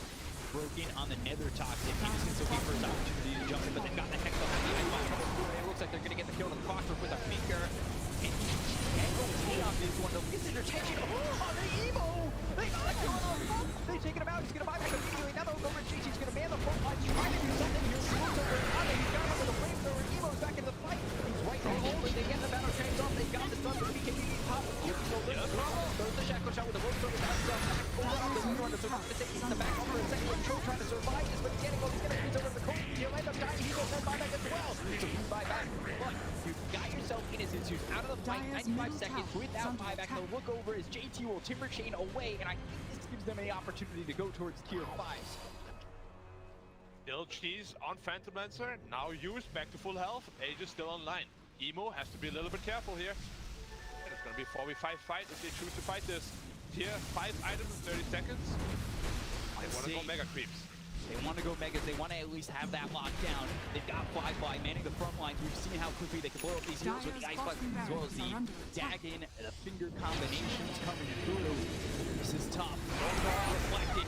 First spike coming in. There's the finger. There's the kill. Atheon is gone. So is Kaka. They both have buybacks. They're going to be back into the fight immediately. JQ's going to deal with that Ghost Scepter, and now he needs to worry about how far he's going in. He's going to timber chain all the way to the back of this base, and he's in too far. He's timber chain too deep. He's going to be dead again. They've got themselves Megas, so all that sacrifice just to get Megas. They look over and up at the same. He's taking a lot of damage. The no fire comes in. He's picking it up. He's going to kill it up. He's going to take it down. He's going to get the Phantom Lancer. They've done the fucking fire use on the Phantom Lancer as well. Flyfly trying to turn this around. He'll go after him with the invincible. They've done the earthquake getting up to the shadow shuttle, but they've done the damage coming out of the Flyfly with the no fire on it again. And now getting out of the high ground. They walk to the back. They've got this is a pirate all the time. He's going to wear that cap and try outside of LGD. They get the kill the XinQ. They look over and up and say they've got the figure that hits the Kaka. Gets the put it on the XinQ right back. Bro, Kaka got whoa, the Invictus again. IGG. He is there. They're going to the grand final. Oh my god. They forgot about the base. The mega creeps were enough. I forgot about it too. I didn't even pay attention to it at all. IG going to the grand final rematch against EG. Last time they played, EG looked to be, you know, the favorite there. Let's see what they can do there.